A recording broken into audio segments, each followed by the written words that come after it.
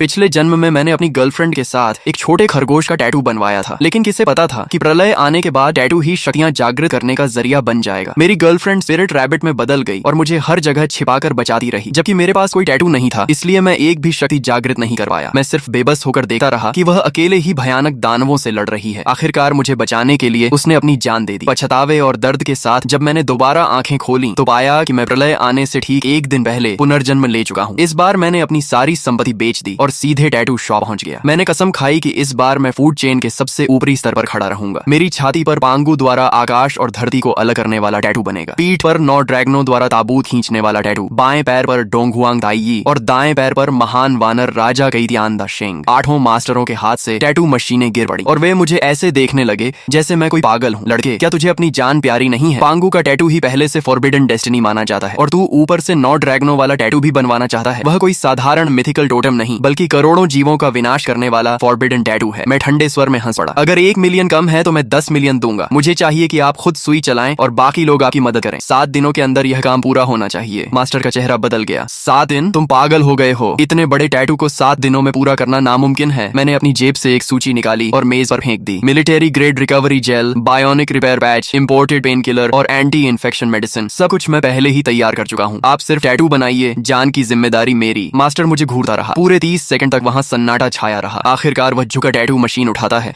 और भारी आवाज में कहता है, ठीक है, मैंने पूरी जिंदगी देवताओं के टैटू बनाए हैं, लेकिन तुम्हारे जैसा पागल कभी नहीं देखा। ये काम मैं स्वीकार करता हूँ। 3 दिन बाद जियांगजो शहर के बाहरी इलाके की गहरी पहाड़ियों में ब्लैकस्टोन नाम के एक परित्यक्त भूमिगत बेस में, यह जगह ऊपर से देखने पर शीत युद्ध के समय का एक पुराना एयर रेड शेल्टर लगती थी। बाद में इसे एक हेवी सिक्योरिटी प्रिजन में बदल दिया गया था, लेकिन मैं जानता था कि इसकी असली पहचान क्या है। यह पुराने युग का सील किया हुआ अंडरग्राउंड कमांड सेंटर था। इसकी मुख्य संरचना, एनर्जी वेल, वेंटिलेशन टनल और वाटर स्टोरेज सिस्टम आज भी मौजूद है। मैं यहाँ जंगल में नया ठिकाना बनाने नहीं आया था, बल्कि इसे दोबारा चालू करने, मजबूत बनाने और इसकी फायर पावर सिस्टम को बहाल करने आया था। इन 3 दिनों में मैं केवल एक बार ब्लैकस्टोन बेस गया। मैंने कॉन्ट्रैक्ट साइन किया, संरचना की जांच की और यह सुनिश्चित किया कि एनर्जी वेल तथा वेंटिलेशन सिस्टम अभी भी काम करने लायक है। बाकी सारे काम मैंने अपने वकीलों और कंस्ट्रक्शन टीम को सौंप दिए। मैं, जो पूरे जियांगजो में सबसे बड़ा फिजूल खर्च अमीर माना जाता था, सिर्फ इसे खरीदना नहीं चाहता था, बल्कि इसे पूरी तरह बदल देना चाहता था। मैंने बिना हिचकिचाए कॉन्ट्रैक्ट पर हस्ताक्षर किए और आदेश दिया, देश की सबसे बेहतरीन सिक्योरिटी कंस्ट्रक्शन टीम से संपर्क करो। 10 दिनों के भीतर मुझे यहाँ ऐसी प्रलयकालीन फोर्ट्रेस चाहिए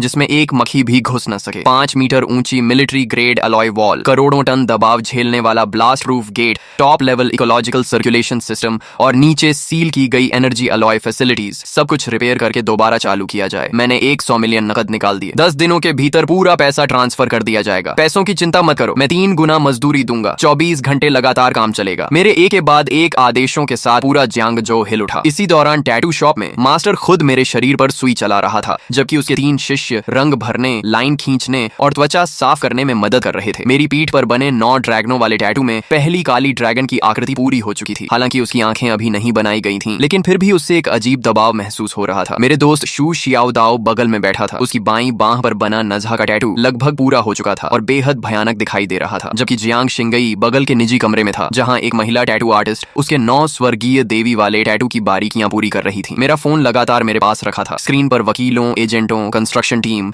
और मटेरियल सप्लायर्स के संदेश लगातार आ रहे थे। एक तरफ मैं सुई की पीड़ा सह रहा था और दूसरी तरफ अपनी सारी संपत्ति बेचकर पहाड़ों के बीच उस परित्यक्त जेल को खरीदने में लगा हुआ था। तभी मैंने एक लाइव स्ट्रीमिंग ऐप खोला और शहर की ट्रेंडिंग लिस्ट में पहले नंबर पर चल रहे लाइव रूम में प्रवेश किया। वहां कोई और नहीं बल्कि मेरा कट्टर दुश्मन जियांगजो के सबसे अमीर आदमी का बेटा शू रुई था। लाइव स्ट्रीम में शू रुई शहर के बीचों बीच बनी अपनी आलीशान हवेली में बैठा था। वह हाथ में रेड वाइन का गिलास घुमा रहा था और हंसते हंसते लोटपोट हो रहा था। किनली को आखिर क्या हो गया है? क्या उसे कोई बड़ा झटका लग गया है? वह जाकर पूरे शरीर पर गैंगस्टर जैसे टैटू बनवा रहा है। सच कहूं तो यह देखकर हंसी नहीं रुक रही। कैमरा हिलने के दौरान झाओ यूचिंग की कमर के पास एक नया लाल फूल जैसा टैटू दिखाई दिया, जो खून की तरह चमकीला और रहस्यमयी लग रहा था। मैंने उस पर एक नजर डाली और मेरी आंखें हल्की ठंडी हो गईं। Blood flower tattoo. पिछले जन्म में झाओ यूचिंग के पास यह टैटू नहीं था। लगता है इस बार शू रुई को खुश करने के लिए उसने काफी मेहनत की थी। शू रुई उत्साह से कैमरे की तरफ देखकर बोला, दोस्तों, कौन समझेगा मेरी बात? किनली ने न सिर्फ उस पहाड़ी इलाके के टूटे फूटे बंकर पर पैसा बर्बाद किया, बल्कि सुना है कि उसने 100 मिलियन से भी ज्यादा खर्च करके अलग अलग सुपरमार्केट से सुअर का मांस और चावल खरीदकर जमा कर लिया है। लगता है वह सच में उस बंकर में पूरी जिंदगी बिताने वाला है। यह सुनते ही लाइव स्ट्रीम की टिप्पणियां फट पड़ी। धत तेरे की, गरीबी ने मेरी कल्पना शक्ति को सीमित कर दिया। क्या सारे अमीर लोगों की मानसिक स्थिति इतनी एडवांस होती है? जियांग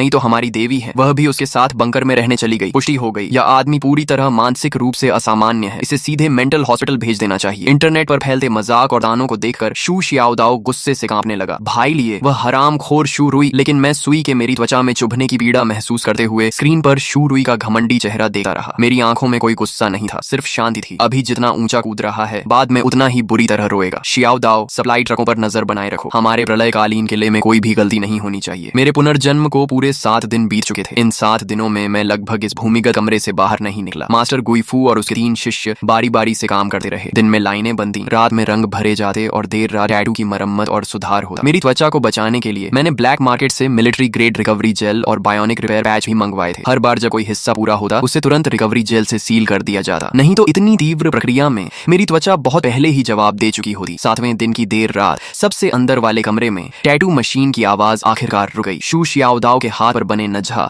और एयरलांग शेन के टैटू 2 दिन पहले ही पूरे हो चुके थे। जियांग शिनई का 9 हेवंस मिस्टिक मेडन टैटू भी कल पूरा हो गया था और अब मेरे शरीर पर 4 महान फॉरबिडन टोटम आखिरकार पूर्ण हो चुके थे। छाती पर पांगू द्वारा सृष्टि निर्माण, पीठ पर 9 ड्रैगनों द्वारा ताबूत खींचना, बाएं पैर पर डोंगहुआंग ताई और दाएं पैर पर महान वानर राजा। मास्टर गुइफू ने दस्ताने उतारे और मेरे शरीर पर बने चित्रों को देखकर लंबी सांस छोड़ी। पूरा हो गया। जिंदगी भर टैटू बनाए हैं, लेकिन इतना बड़ा काम कभी नहीं किया। पांगू, 9 ड्रैगन, डोंगहुआंग ताई और महान वानर राजा, सिर्फ इस एक सेट के दम पर पूरे जियांगजोउ के टैटू जगत में कोई भी मेरे गुइफू से ऊपर होने का दावा नहीं कर सका। मैं कुर्सी से उठकर आईने के सामने खड़ा हो गया। 4 फॉरबिडन टोटम मेरे सीने, पीठ और पैरों पर फैले हुए थे। हर रेखा प्राचीन, भारी और धारदार लग रही थी। खासकर पीठ पर बना 9 ड्रैगनों वाला टैटू। 9 काले ड्रैगन दोनों ओर लिपटे हुए ऊपर उठ रहे थे। उनकी चमकदार शल्कें एक दूसरे पर चढ़ी हुई थीं। 9 पूंछें पीठ के बीचों बीच मिल रही थीं और एक प्राचीन काले ताबूत को खींच रही थीं। उस ताबूत पर रहस्यमयी जंजीरें लिपटी हुई थीं। हालांकि वह सिर्फ एक टैटू था, लेकिन उसे देखते ही दिल पर एक अजीब दबाव महसूस होता था। शू शियाओदाओ मेरे चारों ओर घूमकर देखने लगा और अनायास ही निगल गया। ये बहुत खतरनाक लग रहा है। अगर मैंने इसे अपनी आंखों से बनते हुए न देखा होता तो मुझे लगता कि यह रात को खुद ही जीवित हो जाएगा। मैंने कपड़े पहनकर अपने सारे टैटू ढक लिए। अभी ये सिर्फ टैटू हैं, लेकिन जब लाल चांद उतरेगा तभी ये सच में जागेंगे। शियाओदाओ चौंक गया। लाल चांद? मैंने कोई जवाब नहीं दिया, बस फोन निकालकर समय देखा। लाल चांद के आने में अब सिर्फ 12 दिन बाकी थे। चलो ब्लैकस्टोन बेस चलते हैं। अब समय आ गया है कि हम अपने प्रलयकालीन किले का निरीक्षण करें। 2 घंटे बाद हम जियांगजोउ शहर के बाहरी पहाड़ी इलाके में स्थित ब्लैकस्टोन बेस पहुंच गए। वहां का प्रारंभिक निर्माण पूरा हो चुका था। भूमिगत वेंटिलेशन सिस्टम, ऊर्जा केंद्र और इकोलॉजिकल सर्कुलेशन सिस्टम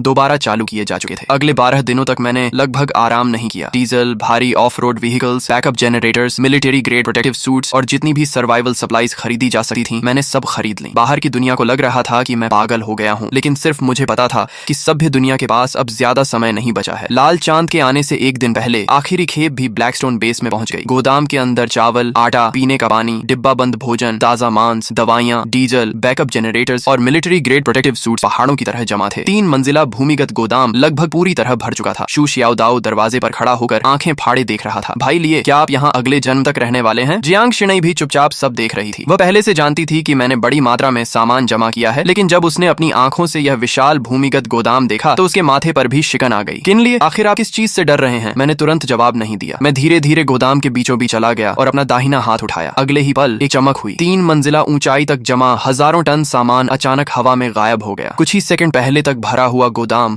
अब पूरी तरह खाली था। वहां सिर्फ भारी सामान के दबाव से बने निशान और हवा में बची डीजल तथा अनाज की गंध रह गई थी। शू शियाओदाओ वहीं जम गया। पहले उसने पलकें झकाईं, फिर आंखें मल लीं और आखिर में दौड़कर गोदाम के बीच पहुंच गया। खाली जमीन के चारों ओर 3 चक्कर लगाने के बाद वह अचानक मेरी तरफ मुड़ा। उसकी आवाज तक बदल गई थी। धत तेरे की, सामान कहाँ गया? इतना बड़ा गोदाम भरा हुआ था। मैंने बस एक बार आंख बंद करके खोली और हजारों टन सामान गायब हो गया। यह कोई जादू है क्या? जियांग शिनई की प्रतिक्रिया शियाओदाओ जितनी नाटकीय नहीं थी, लेकिन उसकी हमेशा शांत रहने वाली आंखों में भी साफ झटका दिखाई दे रहा था। वह धीरे धीरे मेरे सामने आकर खड़ी हो गई। भाई लिए, आखिर ये सब क्या है? मैं कुछ देर चुप रहा। अब सच छिपाने का कोई मतलब नहीं था। लाल चांद के आने में 24 घंटे से भी कम समय बचा था। उन्हें सच्चाई जाननी ही थी। मैंने धीरे से कहा, ये एक पॉकेट स्पेस है। इसका संबंध मेरे शरीर में हुए कुछ विशेष बदलावों से है। पुनर्जन्म की बात मैंने अभी पूरी तरह नहीं बताई। भरोसे की कमी नहीं थी, लेकिन अभी बहुत ज्यादा सच बताना उनके मानसिक दबाव को बढ़ा देता। मैंने आगे कहा, तुम्हें सिर्फ इतना जानना है कि यह स्पेस बड़ी मात्रा में सामान स्टोर कर सकता है। इसके अंदर समय लगभग रुक जाता है। खाना खराब नहीं होगा, दवाइयां एक्सपायर नहीं होंगी, डीजल, हथियार और कीमती धातुएं भी लंबे समय तक सुरक्षित रह सकती हैं। शू शियाओदाओ का मुंह खुला का खुला रह गया। तो आपने इतना सारा सामान गोदाम में रखने के लिए नहीं खरीदा था, बल्कि अपने साथ लेकर चलने के लिए खरीदा था। भाई लिए, आखिर आप हमसे क्या छिपा रहे हैं? मैंने गहरी सांस ली और धीरे से कहा, कल रात जब लाल चांद आसमान में उतरेगा तब तुम सब कुछ जान जाओगे। कल रात ठीक 12 बजे आसमान का चांद खून की तरह लाल हो जाएगा। उसके तुरंत बाद धरती की गहराइयों से काला धुंध निकलेगा और पूरी दुनिया को ढक लेगा। सभी जानवर और पौधे पागलों की तरह म्यूटेट हो जाएंगे और इंसानों को खाने वाले राक्षस बन जाएंगे। पौधे जीवित लोगों को निगल जाएंगे। शहर कुछ ही घंटों में अपना सारा ऑर्डर खो देंगे और मानव सभ्यता एक ही रात में ढह जाएगी। गोदाम के अंदर मौत जैसी खामोशी छा गई। शू शियाओदाओ के होंठ हिले, लेकिन इस बार उसने कोई मजाक नहीं किया, क्योंकि अभी कुछ मिनट पहले ही उसने अपनी आंखों से हजारों टन सामान को हवा में गायब होते देखा था। उस दृश्य ने उसकी पूरी समझ और तर्क को तोड़ दिया था। जियांग शिनई ने भी कोई विरोध नहीं किया। वह सिर्फ मेरी आंखों में देखती रही और धीरे से बोली, सबूत? मैंने शांत स्वर में जवाब दिया। जो तुमने अभी देखा वह उन्हीं सबूतों में से एक है, और दूसरा सबूत तुम्हारे शरीर पर बने टैटू हैं। जियांग शिनई ने अनायास अपने शरीर पर बने टैटू की तरफ देखा। मैं आगे बोला, लाल चांद की ऊर्जा इंसानों के शरीर पर बने टैटू को सक्रिय कर देगी। वे साधारण टैटू नहीं रहेंगे, बल्कि असली टोटम एवेटार बन जाएंगे। सामान्य टैटू सिर्फ सबसे साधारण फिजिकल एनहांसमेंट देंगे। भयानक पशुओं के टैटू बीस्ट ट्रांसफॉर्मेशन की शक्ति देंगे, जबकि मिथिकल टोटम असली एवेटार जागृत करेंगे। जितना अधिक प्राचीन और पूर्ण टोटम होगा, उसकी डेस्टिनी उतनी ही शक्तिशाली होगी, और जागृत होने के बाद उसकी ताकत उतनी ही भयानक होगी। शू शियाओदाओ अचानक समझ गया। तो आपने मुझे नजहा और एयरलांग शेन के टैटू इसलिए बनवाए ताकि मैं जीवित रह सकूं? मैंने सिर हिलाया। तुम्हारे नजहा और एयरलांग शेन दोनों टॉप लेवल मिथिकल टोटम हैं। अगर तुम लाल चांद की अवेकनिंग को सहन कर गए तो अधिकांश अवेकनर्स से कहीं ज्यादा शक्तिशाली बन जाओगे। फिर मैंने जियांग शिनई की तरफ देखा। शिनई, तुम्हारा 9 heavens mystic maiden totem attack, defence, purification और बैटलफील्ड कमांड जैसी कई हाई लेवल एबिलिटीज देता है। भविष्य में मेंटल करोजन, पॉइजन, पोल्यूशन और स्पिरिचुअल इरोजन जैसी शक्तियां बढ़ती जाएंगी। उस समय तुम्हारा टोटम बेहद महत्वपूर्ण होगा। जियांग शिनई ने गहरी सांस ली। अब उसके चेहरे से अविश्वास धीरे धीरे गायब हो रहा था और उसकी जगह तनाव ले रहा था। तो तुमने अपनी सारी संपत्ति बेची, ब्लैकस्टोन बेस खरीदा, इतने सारे रिसोर्सेज जमा किए और हमें टैटू बनवाए। ये सब कोई अचानक लिया गया फैसला नहीं था। तुम्हें पहले से पता था कि कुछ बड़ा होने वाला है। मैंने कोई जवाब नहीं दिया, लेकिन मेरी चुप्पी ही सबसे बड़ा उत्तर थी। तभी शू शियाओदाओ का चेहरा अचानक बदल गया। रुको भाई, लिए तो मेरे माता पिता का क्या? वे अभी भी शहर के दक्षिणी इलाके में अपनी रिपेयर शॉप पर हैं। मैंने तुरंत कहा, घबराओ मत, मैंने पहले ही लोगों को उन्हें लेने भेज दिया है। शू शियाओदाओ स्तब्ध रह गया। क्या कहा? मैंने फोन स्क्रीन उसकी तरफ घुमा दी। उस पर सिक्योरिटी कॉन्वॉय का रियल टाइम वीडियो चल रहा था। एक काली आर्मर्ड बिजनेस व्हीकल पुराने दक्षिणी इलाके की सड़क पर खड़ी थी। दरवाजा खुला और 2 ब्लैक कॉम्बैट यूनिफॉर्म पहने हुए सुरक्षाकर्मी एक मध्यम आयु के दंपति को अंदर बैठा रहे थे। आदमी की लंबाई साधारण थी, उसकी त्वचा धूप में जली हुई थी और उसके हाथों पर वर्षों तक गाड़ियों की मरम्मत करने के कारण तेल और ग्रीस के निशान जमे हुए थे। उन्हें देखते ही शू शियाओदाओ की आंखें लाल हो गईं। मैंने धीरे से कहा, मैंने ब्लैकस्टोन बेस के मेंटेनेंस और लॉजिस्टिक स्टाफ की जरूरत का बहाना बनाकर पहले ही अंकल और आंटी से संपर्क कर लिया था। उन्हें प्रलय के बारे में कुछ नहीं पता। वे सिर्फ इतना जानते हैं कि मैं उन्हें कुछ दिनों के लिए ऊंची सैलरी पर काम पर रख रहा हूँ। कन्वॉय 20 मिनट में यहाँ पहुंच जाएगी। शू शियाओदाओ के होंठ कांपे, लेकिन काफी देर तक उसके मुंह से कोई शब्द नहीं निकला। पिछले जन्म में लाल चांद के आने के बाद वह अपनी जान जोखिम में डालकर शहर के दक्षिणी इलाके में अपने माता पिता को बचाने गया था, लेकिन तब तक पूरा इलाका म्यूटेटेड रैट्स के झुंड से भर चुका था। उसे सिर्फ अपने पिता की टूटी हुई रिंच और अपनी माँ का पुराना एप्रन मिला था, जिसे वह कभी फेंकना नहीं चाहती थी। उसके बाद शू शियाओदाओ एक पागल आदमी की तरह हर दिन लड़ता और मारता रहा, जब तक कि आखिरकार वह एक बीस नेस्ट में मारा नहीं गया। लेकिन इस जन्म में मैं उसे दोबारा वह दर्द नहीं झेलने दूंगा। मैंने उसके कंधे पर हाथ रखा। चिंता मत करो, इस बार अंकल और आंटी की सुरक्षा की जिम्मेदारी मेरी है। शू शियाओदाओ ने सिर झुका लिया। उसके कंधे हल्के हल्के कांप रहे थे। काफी देर बाद उसने सिर उठाया। उसकी आंखें पूरी तरह लाल थीं। भाई लिए धन्यवाद। मैं बस हल्का सा मुस्कुरा दिया। जियांग शिनई ये सब चुपचाप देखती रही। कुछ देर बाद उसने धीमी आवाज में पूछा, तो मेरे पिता का क्या? मैंने शांत स्वर में जवाब दिया, जियांग अंकल अभी पूरी तरह सुरक्षित हैं। तुम जानती हो कि तुम्हारे पिता जियांग चेंगयुआन ड्रैगन नेशन के शीर्ष एनर्जी रिसर्च एकेडमिशियन हैं। आधा महीना पहले ही उन्हें सेना द्वारा राजधानी के अंडरग्राउंड बेस में ले जाया गया था, जहां वे highest level energy core project पर काम कर रहे हैं। वह जगह इस समय पूरे ड्रैगन नेशन की सबसे सुरक्षित जगहों में से एक है। यह सुनकर जियांग शिनई ने राहत की सांस ली। फिर मैंने थोड़ी देर रुकर कहा, जहां तक तुम्हारी माँ की बात है, मेरी आवाज धीमी पड़ गई। जियांग शिनई की माँ का कई साल पहले बीमारी के कारण निधन हो चुका था। यह हमेशा उसके दिल का सबसे गहरा घाव रहा था। जियांग शिनई ने आगे कोई सवाल नहीं पूछा। उसने बस हल्के से सिर हिला दिया। मैं समझ गई। मैंने उन दोनों की तरफ देखा और गंभीर आवाज में कहा, अब से ब्लैकस्टोन बेस पूरी तरह बंद रहेगा। कोई भी इस बेस से बाहर नहीं जाएगा। शू शियाओदाओ ने गहरी सांस ली और सिर हिला दिया। जियांग शिनई ने भी अनजाने में अपनी पीठ पर बने 9 हेवंस मिस्टिक मेडन के टैटू को छुआ। मैंने सिर उठाकर बेस के बाहर फैली रात की ओर देखा। सारी तैयारियां पूरी हो चुकी थीं। अब सिर्फ सही समय का इंतजार था। अगली सुबह ब्लैकस्टोन बेस के अंडरग्राउंड लिविंग एरिया में शू शियाओदाओ के माता पिता को सबसे सुरक्षित लिविंग कैबिन में रखा गया था। शू जियानगुओ अपनी जवानी में सैनिक रह चुके थे। हालांकि उन्हें यह नहीं पता था कि क्या होने वाला है, लेकिन बेस की सुरक्षा व्यवस्था देकर उन्होंने तुरंत महसूस कर लिया कि कुछ असामान्य है। उन्होंने ज्यादा सवाल नहीं किए, बस शू शियाओदाओ के कंधे पर हाथ रखकर कहा, प्रेसिडेंट चिन के साथ रहो और मेहनत से काम करो। दूसरी ओर ली गुइलान सुबह से ही किचन में व्यस्त थी। उन्होंने हम सबके लिए गर्मा गर्म डम्पलिंग्स का एक बड़ा बर्तन तैयार किया। शू शियाओदाओ खाते खाते आंखें लाल कर बैठा, लेकिन कुछ बोला नहीं, क्योंकि प्रलय आने से पहले घर का ऐसा गर्म खाना खा पाना बहुत से लोगों के लिए आखिरी सपना साबित होने वाला था। पिछली रात ही मैं सारी बची हुई सप्लाईज को पॉकेट स्पेस में रख चुका था। ब्लैकस्टोन ब्लैकस्टोन बेस का आखिरी हेवी कार्बन अलॉय गेट भी तड़के पूरी तरह सील कर दिया गया था। पूरा अंडरग्राउंड फोर्ट्रेस रोशनी से जगमगा रहा था। वर्षों से बंद पड़ा अंडरग्राउंड एनर्जी कोर अब पूरी क्षमता से चल रहा था। मॉनिटरिंग स्क्रीन पर बाहर की दुनिया का 360 डिग्री व्यू दिखाई दे रहा था। शू शियाओदाओ हाथ में डंपलिंग्स का कटोरा लेकर मॉनिटर देख रहा था, जबकि जियांग शिनई विशाल स्क्रीन के सामने खड़ी होकर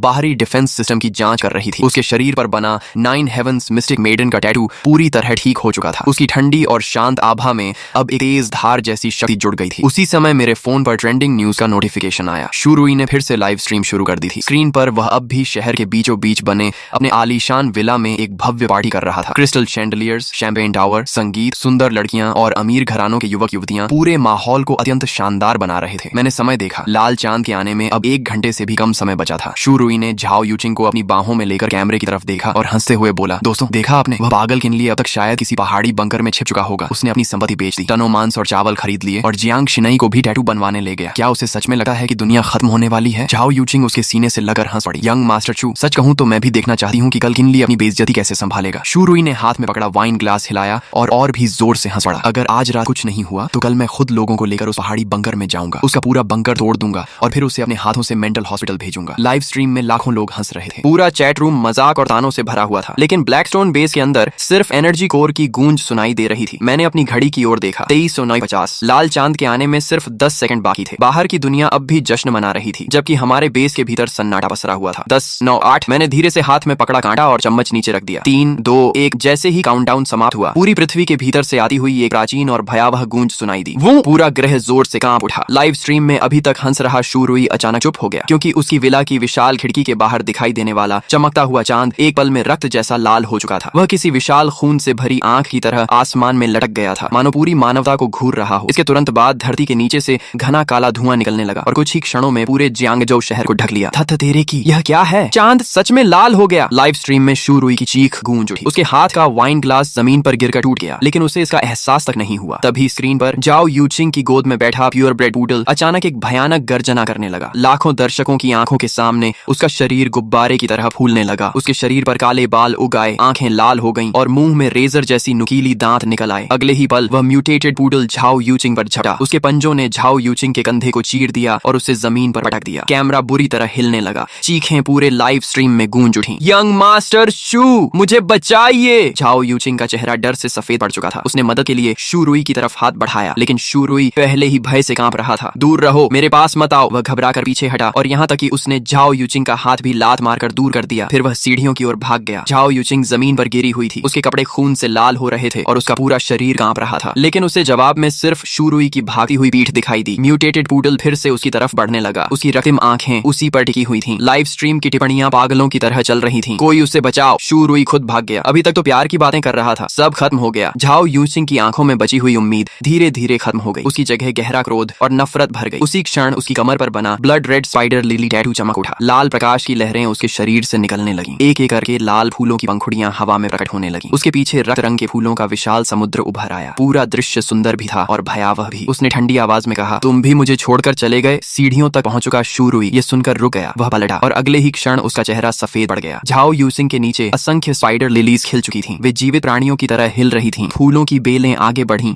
और म्यूटेटेड पूडल के पैरों को जकड़ लिया। अभी कुछ क्षण पहले तक उग्र दिखने वाला वह राक्षसी कुत्ता अब किसी दुह स्वप्न में फंसा हुआ प्रतीत हो रहा था। वह जमीन पर गिरकर कांपने लगा। झाओ यूचिंग दीवार का सहारा लेकर खड़ी हुई। उसके कंधे का घाव लाल फूलों से ढक चुका था। उसके चेहरे पर एक रहस्यमयी मुस्कान उभर आई। पूरी लाइव स्ट्रीम फट पड़ी। धत तेरे की, वह जाग गई। उसके शरीर पर फूल खिल रहे हैं। ये कैसी शक्ति है? बहुत डरावना है। अगले ही पल स्क्रीन काली हो गई। लाइव स्ट्रीम अचानक बंद हो गई। मैंने अपने फोन की काली स्क्रीन को देखा और होठों पर ठंडी मुस्कान आ गई। येलो स्प्रिंग्स, स्पाइडर लिली, फूल खिलते हैं लेकिन वापसी का रास्ता नहीं छोड़ते। झाओ यूचिंग ने इस जन्म में अपने लिए सचमुच एक उपयुक्त भाग्य चुना है। तभी शू शियाओदाओ की कांपती आवाज सुनाई दी, भाई लिए बाहर सब कुछ बिखर गया है। वह मॉनिटरिंग स्क्रीन पर दिखाई दे रहे शहर के दृश्य को देख रहा था। मैंने तुरंत कहा, बाहर मत देखो, अपने मन को स्थिर रखो, क्योंकि इसी समय लाल चांद की ऊर्जा बेस की मोटी चट्टानों को भेद कर हमारे शरीरों तक पहुंच चुकी थी। शू शियाओदाओ और जियांग शिनई दोनों दर्द से कराह उठे। लाल चांद की ऊर्जा उबलते हुए लावे की तरह उनके शरीरों में प्रवेश कर रही थी। शू शियाओदाओ की बाईं बांह पर बना नझा का टैटू भयंकर अग्नि में बदल गया। दाईं बांह पर बने एरलांग शेन की तीसरी आंख चमक उठी और सुनहरी रोशनी चारों ओर फैल गई। जियांग शिनई की पीठ पर बना 9 हेवंस मिस्टिक मेडन टोटम प्रकाश में बदल गया। दैवीय आभा ने उसे हवा में उठा लिया। उसका शांत स्वभाव अपवित्र और अजेय प्रतीत हो रहा था। वे दोनों जाग चुके थे। उन्होंने अवेकनिंग प्राप्त कर ली थी, लेकिन मेरे साथ जो हो रहा था वह उनसे कहीं अधिक भयानक था। मेरे शरीर में प्रवेश करने वाली लाल चांद की ऊर्जा उनकी तुलना में 10 गुना अधिक थी। अचानक पूरे अंडरग्राउंड फोर्ट्रेस में 9 गहरी ड्रैगन गर्जनाएं गूंज उठी। मेरी पीठ पर बना 9 ड्रैगन पुलिंग कॉफिन टोटम पूरी तरह जाग चुका था। 9 विशाल काले ड्रैगनों की परछाइयां मेरी पीठ से बाहर निकल आईं। उनके शरीर पर्वतों जैसे विशाल थे। उनकी शल्कें बर्फ जैसी ठंडी चमक रही थी। उनकी रक्तिम आंखें एक साथ खुल गईं। उनके पीछे एक प्राचीन काला ताबूत हवा में तैर रहा था। उस ताबूत पर लिपटी हुई लाल काली जंजीरें एक एक करके तनने लगीं। एक अवर्णनीय फॉरबिडन प्रेशर पूरे अंडरग्राउंड फोर्ट्रेस में फैल गई। शू शियाओदाओ का चेहरा सफेद पड़ गया और वह कई कदम पीछे हट गया। यहाँ तक कि जियांग शिनई के पीछे खड़ी 9 हेवंस मिस्टिक मेडन एवेटार भी हल्की कांप उठी, मानो उसे स्वाभाविक रूप से खतरा महसूस हो रहा हो। मेरे बाएं पैर पर बना दोंग हुआंग ताई टोटेम सूर्य जैसी अग्नि से जल उठा। ऐसा लग रहा था मानो वह पूरी दुनिया को भस्म कर सका हो। मेरे दाएं पैर पर महान वानर राजा की परछाई प्रकट हुई। उसके भीतर से असीम युद्ध शक्ति फूट रही थी। स्वर्ग और धरती को चुनौती देने वाली वह शक्ति हर चीज को कुचल देना चाहती थी। चारों सर्वोच्च टोटम एक साथ जाग चुके थे, लेकिन अगले ही पल मैंने उन्हें जबरदस्ती दबा दिया। चारों फॉरबिडन टोटम बहुत अधिक शक्तिशाली थे। मेरी वर्तमान क्षमता इतनी नहीं थी कि मैं बिना किसी कीमत के उन सबको एक साथ पूरी तरह सक्रिय रख सकूं। पांगु शक्ति का प्रतीक था। 9 ड्रैगन पुलिंग कॉफिन दमन और विनाश का प्रतीक था। गर्रा!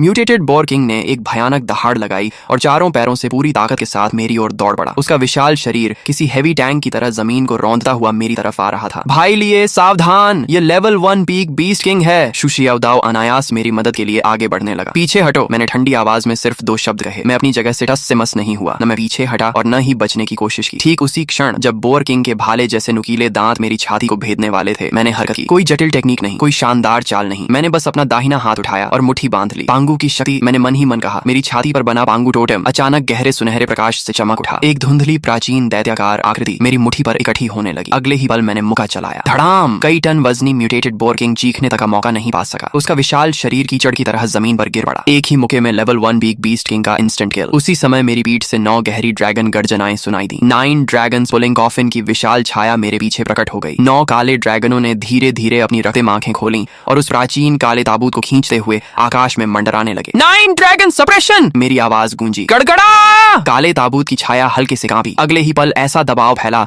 मानो नरक की सबसे गहरी खाई से कोई शक्ति निकल आई हो। पूरा जंगल उस भयावह दबाव में डूब गया। आसपास मौजूद निम्न स्तर के म्यूटेटेड बीस्ट्स डर के मारे जमीन पर गिर पड़े। जियांग शिनई मेरे पीछे खड़ी थी। उसकी शांत आंखों में भी आश्चर्य की झलक साफ दिखाई दे रही थी। मैंने कोई स्पष्टीकरण नहीं दिया। मैं सीधे मरे हुए म्यूटेटेड बोर किंग के पास गया और उसके सिर को काट डाला। उसके मस्तिष्क के भीतर से अंगूठे के आकार का एक लाल चमकता क्रिस्टल बाहर निकला। मैंने उसे अपनी हथेली में उठा लिया। बीस्ट कोर, प्रलय के बाद सबसे महत्वपूर्ण रिसोर्स। मेरे होंठों पर हल्की मुस्कान उभरी। प्रलय की पहली कमाई मिल गई। मैंने उस क्रिस्टल कोर को अपने पॉकेट स्पेस में रख दिया। जैसे ही कोर अंदर गया, मुझे साफ महसूस हुआ कि पॉकेट स्पेस हल्का सा कांपा। उसका विस्तार बहुत कम हुआ था, लेकिन वह सचमुच थोड़ा बड़ा हो गया था। पिछले जन्म में इंसानों ने जल्दी ही पता लगा लिया था कि बीस्ट कोर सिर्फ अवेकनर्स की शक्ति बढ़ाने के लिए ही नहीं, बल्कि स्टोरेज स्पेस को भी मजबूत करने में सक्षम है। मैंने शू शियाओदाओ और जियांग शिनई की ओर देखा। इन सभी बीस्ट के कोर निकाल लो और मांस भी बर्बाद मत करना। इवोल्यूशन के बाद उनका मांस लंबे समय तक स्टोर किया जा सकता है। समझ गया? शू शियाओदाओ तुरंत उत्साहित हो गया, लेकिन तभी दूर पहाड़ी रास्ते की दिशा से अफरा तफरी की आवाजें आने लगीं। बचाओ बचाओ! हमने मुड़कर देखा। लगभग दर्जन भर आदमी बुरी हालत में जान बचाकर हमारी दिशा में भाग रहे थे। वे गिरते पड़ते ब्लैकस्टोन बेस की तरफ दौड़ रहे थे। उनके पीछे चीते जितने बड़े कई म्यूटेटेड ब्लड ब्लेड मैंटिसेस उनका पीछा कर रहे थे। मैंने आंखें सिकोड़कर ध्यान से देखा। सबसे आगे दौड़ रहा आदमी मुझे पहचान में आ गया। लियू फैटी, वही कॉन्ट्रैक्टर जिसने ब्लैकस्टोन बेस के बाहरी निर्माण का काम संभाला था। पिछले जन्म में जब मैं बर्बाद हो चुका था, इसी आदमी और उसके साथियों ने मुझे और भी मुसीबत में धकेल दिया था। उन्होंने मेरा इस्तेमाल करके खुद को बचाया था। बॉस चिन, यंग मास्टर चिन, हमें बचा लीजिए! लियू फैटी चीखते हुए मेरी तरफ दौड़ा। जल्दी हमें अंदर आने दीजिए, हम सब जियांगझोउ के ही लोग हैं। आप हमें मरने के लिए नहीं छोड़ सकते। मैं वहीं खड़ा रहा और ठंडी निगाहों से उसे देखता रहा। मरने के लिए नहीं छोड़ सकता? मेरी आंखों में बर्फ जैसी ठंडक चमक उठी। पिछले जन्म में जब तुम लोगों ने मुझे धक्का देकर मौत के मुंह में भेजा था, तब क्या तुम्हें याद था कि हम सब एक ही शहर के लोग हैं? लियू फैटी स्तब्ध रह गया। वह मेरे शब्दों का मतलब नहीं समझ सका, लेकिन मेरी आंखों में जो भाव था उसे वह अच्छी तरह पढ़ सकता था। वह किसी उद्धारकर्ता की नजर नहीं थी, वह ऐसी नजर थी जो मृत व्यक्ति को देखती है। मैंने धीरे धीरे अपना दाहिना हाथ उठाया। मेरा बंकर कचरे को अंदर नहीं आने देता, इतना कहकर मैंने उंगलियां चटकाई। अगले ही पल ब्लैकस्टोन बेस के बाहर लगी विशाल अलॉय वॉल अचानक सक्रिय हो गई। करोड़ों वोल्ट की हाई वोल्टेज इलेक्ट्रिसिटी दीवार पर दौड़ गई। सबसे आगे दौड़ रहे ब्लड ब्लेड मैंटिसेस सीधे बिजली की चपेट में आ गए। धड़ाम धड़ाम धड़ाम! कई म्यूटेटेड मैंटिसेस हवा में उछल गए और जलते हुए दूर जा गिरे। लियू फैटी का चेहरा पल भर में राख की तरह सफेद पड़ गया। लियू फैटी डर के मारे जमीन पर गिर पड़ा। यंग मास्टर चिन, मुझसे गलती हो गई। मैं सच में गलत था, लेकिन मैंने उसकी ओर दोबारा देखा तक नहीं। मैं बेगुनाहों का बेवजह कत्ल नहीं करता, लेकिन दुश्मनों को नहीं बचाता और बुरे लोगों को जरूर खत्म करता हूँ। मैं मुड़कर वापस बंकर की ओर चला गया। मेरे पीछे भारी अलॉय गेट धीरे धीरे बंद हो गया। दरवाजे के बाहर से आती चीखें और भगदड़ की आवाजें जल्द ही अंधेरे और म्यूटेटेड बीस्ट के बीच गायब हो गईं। लाल चांद के आने के तीसरे दिन बाहरी दुनिया पूरी तरह नरक बन चुकी थी। शहर के बीचों बीच हर तरफ टूटी हुई गाड़ियां और खंडहर बिखरे पड़े थे। आवारा बिल्लियां और कुत्ते बैलों जितने बड़े हो चुके थे और झुंड बनाकर सड़कों पर बचे हुए इंसानों का शिकार कर रहे थे। लेकिन इसी समय ब्लैकस्टोन बंकर के अंदर मक्खन वाले हॉट पॉट की खुशबू फैली हुई थी। शू शियाओदाओ मुंह में भरा हुआ खाना चबाते हुए बोला, भाई लिए, अगर प्रलय में रोज ऐसा खाना मिले तो मुझे कोई दिक्कत नहीं है। जियांग शिनई ने उसे घूर कर देखा, जरा बाहर जाकर देखो फिर बोलना। शू शियाओदाओ तुरंत चुप हो गया। मैंने ठंडी बीयर का घूंट लिया और सोफे पर टिक गया। तभी अचानक तेज अलार्म बज उठा। बीप बीप बीप, चेतावनी, बाहरी सुरक्षा क्षेत्र में बड़ी संख्या में हीट सोर्सेज पाए गए हैं। मैंने तुरंत मॉनिटरिंग स्क्रीन चालू की। बंकर से लगभग 1 किलोमीटर दूर पहाड़ी रास्ते पर काले बादल की तरह लोगों की भीड़ हमारी ओर बढ़ रही थी। कम से कम 500 से 600 लोग थे। उनके हाथों में मचेटीज, स्टील पाइप्स और कई लोगों के पास ऑटोमेटिक राइफल्स थी। सबसे आगे एक गंजा भारी शरीर वाला आदमी चल रहा था,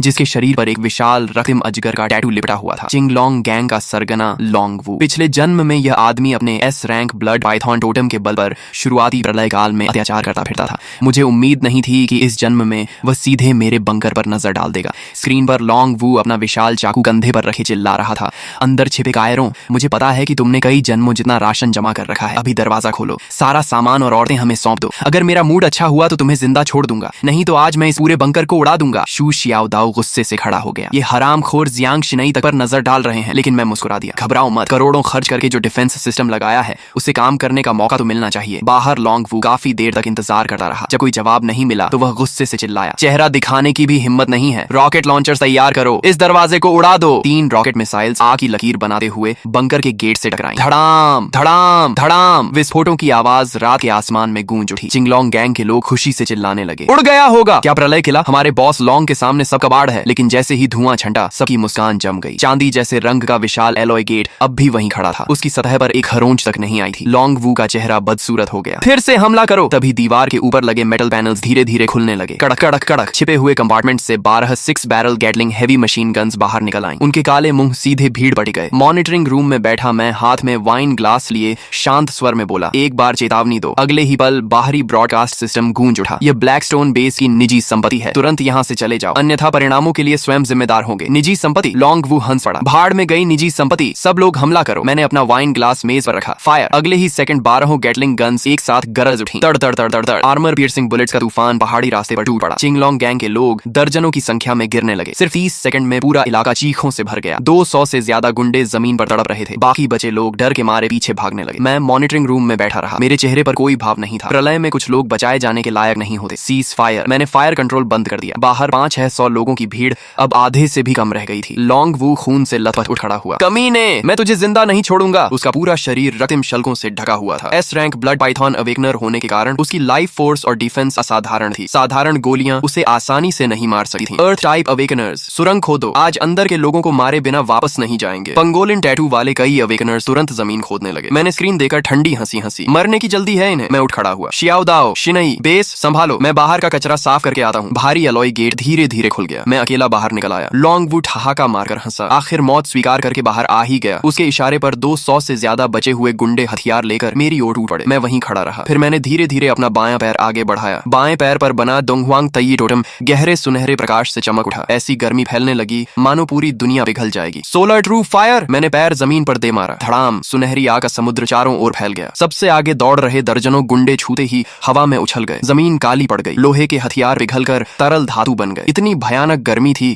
कि कोई मेरे पास आने की हिम्मत नहीं कर सका। सिर्फ एक बार में 200 से ज्यादा लोग पूरी तरह टूट गए। कुछ ही सेकंड में पूरा मैदान खाली हो गया। अब वहां सिर्फ लोंग वू अकेला खड़ा था। उसके घुटने कांप रहे थे। फिर वह धड़ाम से घुटनों के बल गिर पड़ा। राक्षस, तू आखिर है क्या? मैं उसकी ओर बढ़ने लगा। हर कदम के साथ उसका मानसिक संतुलन टूटा जा रहा था। असंभव, ये किसी एफ रैंक अवेकनर की ताकत नहीं हो सकती। असंभव। अचानक उसकी आंखों में पागलपन चमक उठा। उसने अपनी जीभ काटी और खून की एक धार अपने ब्लड पाइथन टैटू पर उगल दी। अगले ही पल उसकी हड्डियां खींचने लगी। शरीर पर शल्क उगाए। उसका पूरा शरीर बदलने लगा। कुछ ही सेकंड में वह 20 मीटर से लंबा और पानी के टैंक जितना मोटा विशाल ब्लड पाइथन बन गया। S rank totem complete awakening. वह पागलों की तरह गरजा, मैं तुझे निगल जाऊंगा। विशाल अजगर ने मुंह खोला। उसका जबड़ा इतना बड़ा था कि एक आर तक निगल सकता था। वह सीधे मेरी ओर झपटा। उसके साथ आने वाली दुर्गंध भरी हवा से जमीन के पत्थर तक उड़ने लगे। मैं हंस पड़ा। सिर्फ बड़ा हो जाने से कोई ताकतवर नहीं बन जाता। मैंने अपना दायां पैर आगे बढ़ाया। Great sage equal to heaven, battle against the heavens. मेरे दाएं पैर पर बना सन वुकोंग टोटम विस्फोट की तरह चमक उठा। आसमान तक पहुंचती युद्ध ऊर्जा चारों ओर फैल फैल गई। अगले ही पल मेरा शरीर सुनहरी रोशनी से ढक गया। मेरी नसों में बहता रक्त गरजते हुए ड्रैगन जैसा महसूस हो रहा था। मेरे पीछे एक विशाल युद्ध अवतार प्रकट हुआ। उसके शरीर पर पर्पल गोल्ड आर्मर थी और सिर पर फीनिक्स विंग क्राउन। जैसे ही उसकी सुनहरी आंखें खुली, ऐसा लगा मानो पूरे आकाश को ढकने वाला काला धुआं बीच से चीर दिया गया हो। ब्लड पाइथन मुझ पर टूट पड़ा, लेकिन मैं पीछे हटने के बजाय उसकी ओर दौड़ा। मेरा शरीर तो के गोले की तरह हवा में उछला। मैंने एक ही छलांग में उसके निचले जबड़े पर पैर रख दिया और उसके विशाल सिर को जबरदस्ती पीछे झुका दिया। ब्लड पाइथन दर्द से चीख उठा। उसका विशाल शरीर पागलों की तरह तड़पने लगा ताकि मुझे नीचे गिरा सके, लेकिन मैं उसके सिर पर ऐसे खड़ा था जैसे किसी पर्वत की चोटी पर खड़ा हूँ। वह मुझे हिला तक नहीं पाया। गुस्से में ब्लड पाइथन ने अपनी विशाल पूंछ घुमाई। उसके रास्ते में आने वाले पत्थर और पेड़ सब चकनाचूर हो गए। मैंने अपना दायां हाथ उठाया और मेरे पीछे खड़े सन वुकोंग एवाटार ने भी वही किया। शून्य में सुनहरी युद्ध अग्नि से जलती हुई एक विशाल स्टाफ बनने लगी। उसके ऊपर बने प्राचीन सिंबल्स एक एक करके चमकने लगे। वह बिल्कुल रूई जिंगू बैंग जैसी दिख रही थी। मैंने उस स्टाफ की छाया को मजबूती से पकड़ लिया। उसी क्षण एक भयानक युद्ध ऊर्जा मेरे पूरे शरीर में दौड़ गई। घुटनों पर गिर जा। मैंने स्टाफ को पूरी ताकत से घुमाया। धड़ाम! गोल्डन स्टाफ और ब्लड पाइथन की विशाल पूंछ टकरा गए। हवा फट गई। शॉकवेव तूफान की तरह पूरे जंगल में फैल गई। वह पूंछ जो आर्मर्ड व्हीकल्स तक तोड़ सकती थी, मेरे एक बार में चकनाचूर हो गई। उसके शल्क फट गए और पूरी पूंछ पीछे उछल गई। पहली बार ब्लड पाइथन की आंखों में डर दिखाई दिया। असंभव! मैं एस रैंक ब्लड पाइथन हूँ। तुम मुझे दबा कैसे सकते हो? मैं उसके सिर पर खड़ा उसे नीचे देख रहा था। क्योंकि तुम्हारा तथाकथित एस रैंक फॉरबिडन टोटम्स के सामने कुछ भी नहीं है। इतना कहकर मैंने दोनों हाथों से गोल्डन स्टाफ को पकड़ लिया और ऊपर उठा लिया। मेरे पीछे खड़ा सन वुकोंग एवाटार अचानक बढ़ने लगा। 10 मीटर, 30 मीटर, 50 मीटर। अंत में वह आसमान छूती हुई विशाल सुनहरी बैटल फॉर्म में बदल गया। उसके पैरों के नीचे काला धुआं था और सिर के ऊपर लाल चांद। उसके हाथ की गोल्डन स्टाफ किसी स्वर्गीय स्तंभ जैसी लग रही थी। अगले ही पल उसने ब्लड पाइथन की कमजोर जगह पर पूरी ताकत से वार कर दिया। Battle heaven smash! धड़ाम! ऐसा लगा जैसे पूरा पहाड़ उछल गया हो। धरती फट गई। पत्थर आसमान में उड़ गए। ब्लड पाइथन का विशाल शरीर सीधे जमीन में धंस गया। उसके शल्क एक एक करके फटने लगे। भयानक बैटल एनर्जी उसकी हड्डियों में दौड़ गई और उसके शरीर की सारी लाइफ फोर्स को चकनाचूर कर दिया। ब्लड पाइथन की आंखें सिकुड़ गईं। उसका शरीर कुछ बार तड़पा और फिर हमेशा के लिए शांत हो गया। उस वार की बची हुई शक्ति ने पूरे पहाड़ पर फैले काले धुएं को भी दूर उड़ा दिया। मैंने गोल्डन स्टाफ की छाया वापस समेट ली और आराम से जमीन पर उतर गया। मेरे पीछे खड़ा सन वुकोंग एवाटार धीरे धीरे गायब हो गया। सिर्फ मेरे दाएं पैर का टोटम हल्की सुनहरी चमक छोड़ रहा था। एस रैंक अवेकनर लॉन्ग वू एक ही वार में मारा गया। मैंने हाथ को चाकू की तरह इस्तेमाल करके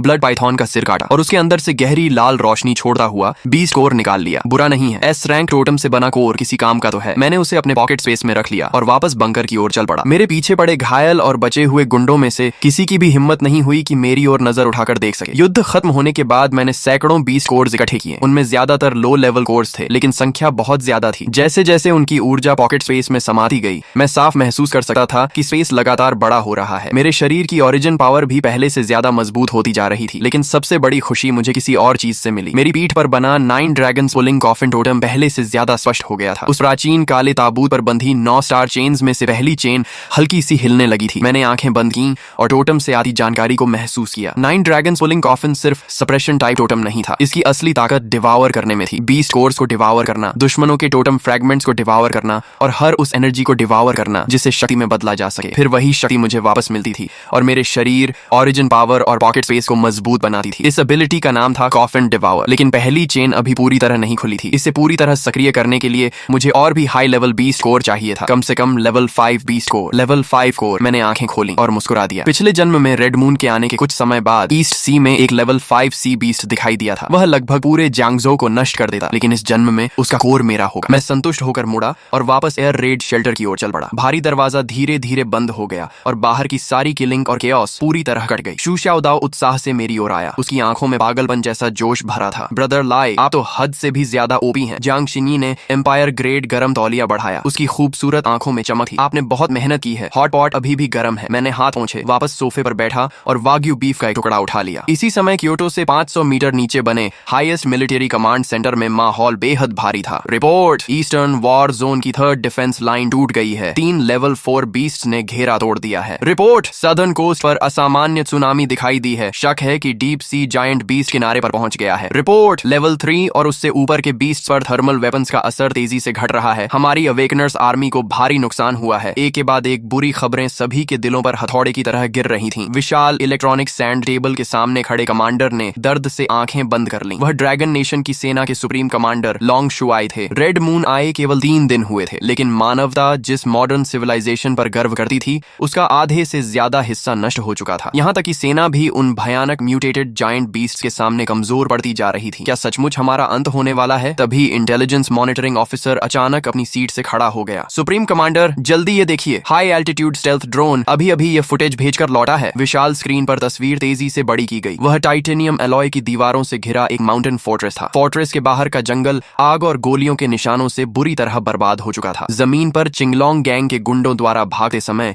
छोड़ी गई गाड़ियां और हथियार बिखरे पड़े थे और स्क्रीन के बीचों बीच एक नंगे ऊपरी शरीर वाला युवा अकेला फोर्ट्रेस के बाहर पहाड़ी रास्ते पर खड़ा था। उसके सामने 20 मीटर से भी लंबी और पानी के टैंक जितनी मोटी एक भयानक ब्लड पाइथन थी। उसका पूरा शरीर डार्क रेड स्केल से ढका था और उसकी विशाल आंखों में पागलपन भरा हुआ था। एस क्लास अवेकनर मिला है, क्या आसपास की सेना को तुरंत सपोर्ट के लिए भेजें? देर हो चुकी है, दूरी बहुत ज्यादा है। जब तक हमारे लोग पहुंचेंगे तब तक लड़ाई खत्म हो जाएगी। लेकिन अगले ही पल पूरा कमांड सेंटर मौत जैसी खामोशी में डूब गया। स्क्रीन में उस युवक का दायां पैर अचानक चमकदार सुनहरी रोशनी से फट पड़ा। उसके पीछे एक बेहद घमंडी और युद्ध प्रिय गोल्डन बैटल एवेटार प्रकट हुआ। उस एवेटार ने गोल्डन आर्मर पहन रखा था, सिर पर Phoenix wing purple gold crown था और उसके हाथ में एक गोल्डन स्टाफ था जो मानो आसमान को दबा रहा हो। ड्रोन की स्क्रीन के पार भी सभी लोग एक आदिम और उग्र युद्ध शक्ति को महसूस कर सकते थे। यह कौन सा पाथ है? इंटेलिजेंस ऑफिसर बड़बड़ाया। किसी ने जवाब नहीं दिया क्योंकि स्क्रीन पर लड़ाई अपने सबसे चौंकाने वाले चरण में प्रवेश कर चुकी थी। युवक एक कदम में ब्लड पाइथन के सिर पर पहुंच गया। उसने दोनों हाथों से गोल्डन स्टाफ को कसकर पकड़ लिया। उसके पीछे का गोल्डन बैटल एवेटार भी पागल हो उठा। 10 मीटर, 30 मीटर, 50 मीटर और अंत में वह एक ऐसे विशाल एवेटार में बदल गया जो लगभग पहाड़ के बराबर ऊंचा था। अगले ही पल गोल्डन स्टाफ ने ब्लड पाइथन के 7 इंच वाइटल पॉइंट पर बेरहमी से प्रहार किया। धड़ाम! स्क्रीन के पार भी सभी लोग देख सकते थे कि पूरा जंगल जोर से कांप उठा। जमीन फट गई, पत्थर आसमान में उड़ गए। वह एस क्लास ब्लड पाइथन जिसकी रक्षा को भारी हथियार भी शायद नहीं तोड़ सकते थे, एक ही वार में जमीन के अंदर धंसा दी गई। उसका विशाल शरीर कुछ क्षण तक बुरी तरह तड़पता रहा और फिर पूरी तरह मर गया। पूरा कमांड सेंटर बिल्कुल शांत हो गया। कई सेकंड बाद किसी ने मुश्किल से लार निकली। एक वार में एस क्लास एवोल्यूशन बीस्ट को मार दिया। ये कैसे संभव है? आखिर वह किस लेवल का अवेकनर है? टारगेट की पहचान मिल गई है। चिनले, उम्र 22 साल, जांगजो छिन ग्रुप का पूर्व उत्तराधिकारी। रेड मून आने से 20 दिन पहले उसने अपनी सारी संपत्ति बेच दी और जांगजो के बाहरी इलाके में ब्लैकस्टोन बेस खरीद लिया। उसने बड़ी मात्रा में सप्लाईज भी जमा की। इसके अलावा वह 2 साथियों को लेकर अंडरग्राउंड टैटू स्टूडियो गया और लगातार 7 दिनों तक बड़े पैमाने पर टैटू बनवाए। रेड मून आने से 1 दिन पहले वह आधिकारिक रूप से ब्लैकस्टोन बेस में रहने चला गया। बेस पूरा कमांड सेंटर एक बार फिर खामोश हो गया। सभी को एक ही बात समझ आ गई थी, चिनलाई नाम का यह युवा शायद पहले से जानता था कि अपोकलिप्स आने वाला है। जांच जारी रखो, उसके साथ मौजूद उन 2 लोगों की जानकारी भी निकालो और तुरंत चिनलाई को हाईएस्ट स्ट्रेटेजिक टारगेट की सूची में डालो। स्पेशल कमिश्नर को जांगजो भेजा जाए। चिंगलोंग गैंग को खत्म करने के अगले दिन की सुबह मैं एयर रेड शेल्टर के कांस्टेंट टेम्परेचर स्विमिंग पूल में लेटा हुआ था, आंखें बंद करके शरीर के भीतर जमा विशाल एसेंस और एनर्जी को अब्सॉर्ब कर रहा था। तभी बी बी बी तेज अलार्म की आवाज ने फिर शांति तोड़ दी। ब्रदर लाई, फिर कुछ बेवकूफ लोग मरने आए हैं। चू शाओदाओ जल्दी से पूल के पास आया और मॉनिटरिंग टैबलेट मुझे थमा दिया। लेकिन इस बार लोग ज्यादा नहीं है, केवल कुछ दर्जन, मगर उनका लीडर कोई पुराना जानकार लगा है। मैंने टैबलेट लिया और स्क्रीन पर नजर डाली। मेरे होठों पर ठंडी मुस्कान उभर आई। स्क्रीन में दर्जनों फटे पुराने कपड़े पहने हुए गुंडे हाथों में घटिया हथियार लिए पहाड़ी रास्ते से शेल्टर की ओर बढ़ रहे थे। सबसे आगे चल रहे आदमी का चेहरा गंदगी से भरा था और हालत खराब थी, लेकिन मैंने उसे तुरंत पहचान लिया। जांगजो के सबसे अमीर आदमी का बेटा और मेरी पिछली जिंदगी का दुश्मन श्यू रुई। रेड मून आने वाले दिन वह सिटी सेंटर के विला में लाइव स्ट्रीम कर रहा था और म्यूटेटेड टाइजी डॉग को देखकर डर के मारे बुरी तरह घबरा गया था। मुझे उम्मीद नहीं थी कि वह अपनी पीठ पर मौजूद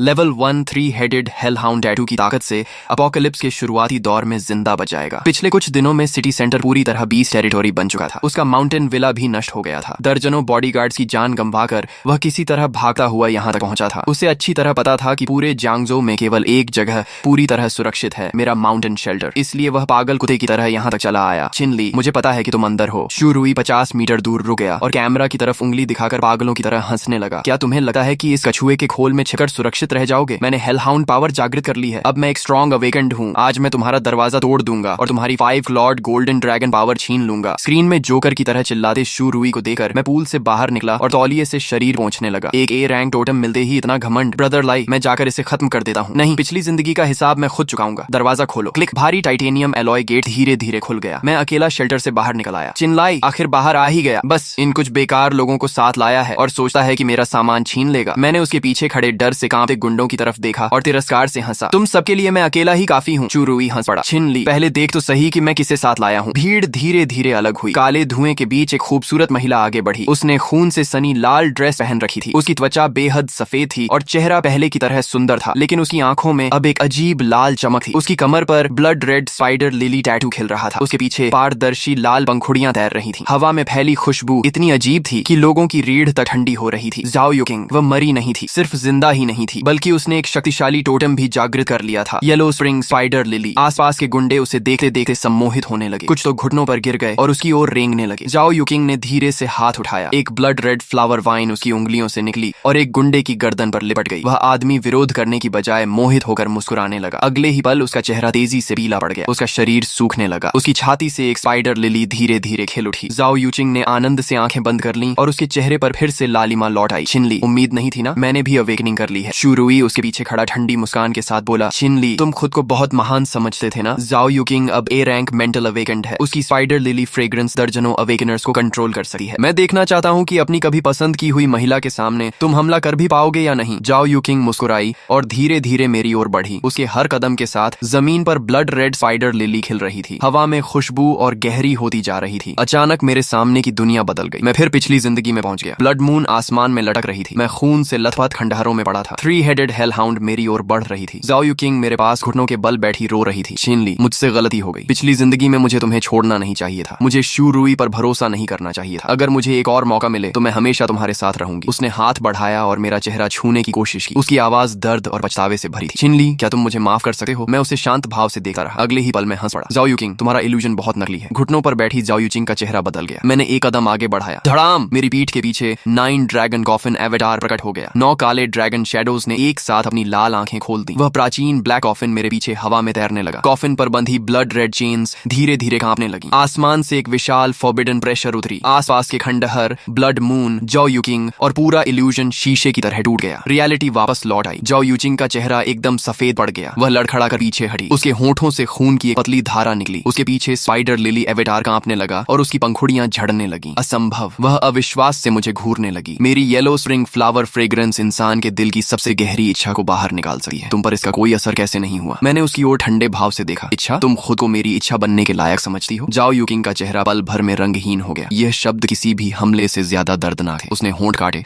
और उसकी आंखों में घबराहट उभर आई। छिनली, तुम पहले मुझे पसंद करते थे, तुम बस अब भी मुझसे नाराज हो, है ना? उसकी आंखों में आंसू भर आए। वह बेचारी बनने की कोशिश करते हुए बोली, मैं मानती हूँ कि मैंने गलतियां की थी, लेकिन उस समय मुझे नहीं पता था कि अपोकलिप्स आने वाला है। मुझे लगा था कि तुम सचमुच पागल हो गए हो। छिनलाई, बस मुझे शेल्टर में आने दो। मैं फिर से तुम्हारे साथ रह सकती हूँ। मैं अब ए रैंक अवेकेंड हूँ। मैं तुम्हारी मदद कर सकती हूँ। मैं सर्वाइवर्स को कंट्रोल कर सकती हूँ। मैं तुम्हारे काम आ सकती हूँ। ज़ाओ युकिंग, तुम धोखेबाज औरत, अभी तो कह रही थी कि उसकी मदद करके उसे खत्म करोगी। शुरुई अचानक चिल्लाया। ज़ाओ युचिंग ने पलटकर उसकी ओर देखा और गुस्से से चीखी, चुप रहो! अगर तुम लाइव स्ट्रीम में छिनलाई का मजाक न उड़ाते, अगर तुम मुझे उसके ऊपर हंसने के लिए मजबूर न करते, तो मैं आज इस हालत में नहीं होती। जब तुम भाग रहे थे तब क्या एक बार भी मुड़कर मेरी तरफ देखा था? तुम्हें मुझे दोष देने का कोई हक नहीं है। शुरुई गुस्से से कांपने लगा। मैं उन दोनों को कुत्तों की तरह आपस में लड़ते देख रहा था और मुझे यह सब बेहद बोरिंग लग रहा था। पिछली जिंदगी में मैं इन्हीं 2 लोगों की वजह से मारा गया था। ये सोचकर ही हंसी आती थी। छिनली, मुझसे गलती हो गई, सच में हो गई। मुझे एक और मौका दे दो प्लीज। ज़ाओ युकिंग ने मेरा हाथ पकड़ने के लिए हाथ बढ़ाया, लेकिन मुझे छूने से पहले ही एक अदृश्य प्रेशर ने उसे उछालकर दूर फेंक दिया। मैं ऊपर से उसकी ओर देखते हुए शांत स्वर में बोला, तुम्हें अपनी गलती पर पछतावा नहीं है। तुम्हें सिर्फ यह एहसास हुआ है कि शुरुई तुम्हारी रक्षा नहीं कर सकता और मैं उससे ज्यादा ताकतवर हूँ। ज़ाओ युकिंग का शरीर कांप उठा। उसकी आंखों में भरे आंसू वहीं रुक गए। मैंने अपना दायां हाथ उठाया। मेरे पीछे मौजूद ब्लैक कॉफिन एवेटार धीरे धीरे थोड़ा खुला। उसके भीतर से एक काली चेन बाहर निकली और बिजली की तरह ज़ाओ युकिंग की कमर पर मौजूद स्पाइडर लिली टोटम को जकड़ लिया। स्पाइडर लिली सच में खूबसूरत होती है, लेकिन तुमने इसे गलत जगह खिलाया है। मेरे शब्द खत्म होते ही ब्लैक कॉफिन चेन कस गई। ज़ाओ युकिंग दर्द से चीख उठी। उसके पीछे मौजूद ब्लड रेड फ्लावर सी एक ही पल में टूटकर बिखर गई। अनगिनत स्पाइडर लिली शैडोज हवा में मुरझाने लगी। उसके शरीर के भीतर मौजूद टोटम पावर को 9 ड्रैगन कॉफिन ने जबरदस्ती सील कर दिया। उसकी लाल आंखें फिर सामान्य हो गईं। उसका पूरा शरीर जैसे अपनी सारी शक्ति खोकर जमीन पर गिर पड़ा। मेरी शक्ति! छिनलाई, तुमने मेरी शक्ति सील कर दी। वह निराशा से मुझे देखती रही। मैंने ठंडे स्वर में कहा, तुम्हें मारना मेरे लिए दूसरी बार हाथ उठाने लायक भी नहीं है। शुरुई ने ज़ाओ युकिंग को देखा, जिसकी शक्ति सील हो चुकी थी। उसकी आंखों में जरा भी दया नहीं थी, केवल नफरत थी। बेकार औरत, एक आदमी को भी अपने जाल में नहीं फंसा सकी। ज़ाओ युकिंग अविश्वास से उसकी ओर देखने लगी। शुरुई, तुमने क्या कहा? शुरुई ने उसके पास जमीन पर जोर से लात मारी और चीख पड़ा, अगर तुम जैसी अपशकुनी औरत न होती तो मैं आज इस हालत में नहीं पहुंचता। ज़ाओ युकिंग की आंखों में बची हुई आखिरी उम्मीद भी टूट गई। मैं ये सब देखकर केवल ऊब महसूस कर रहा था। अपोकलिप्स कभी किसी इंसान को नहीं बदलता, वह सिर्फ उसके दिल में छिपी सबसे गंदी चीजों को जल्दी बाहर निकाल देता है। मैंने धीरे से शुरुई की तरफ देखा। नाटक खत्म हो गया। अब हमारे बीच का हिसाब बाकी है। शुरुई के चेहरे से सारी अकड़ गायब हो गई। उसकी जगह अब सिर्फ डर बचा था। आखिर उसे समझ आ गया कि जिस लेवल 1 हेल हाउंड पावर पर उसे इतना घमंड था, वह मेरे सामने कुछ भी नहीं थी। नहीं, मैं ए रैंक अवेकेंड हूँ,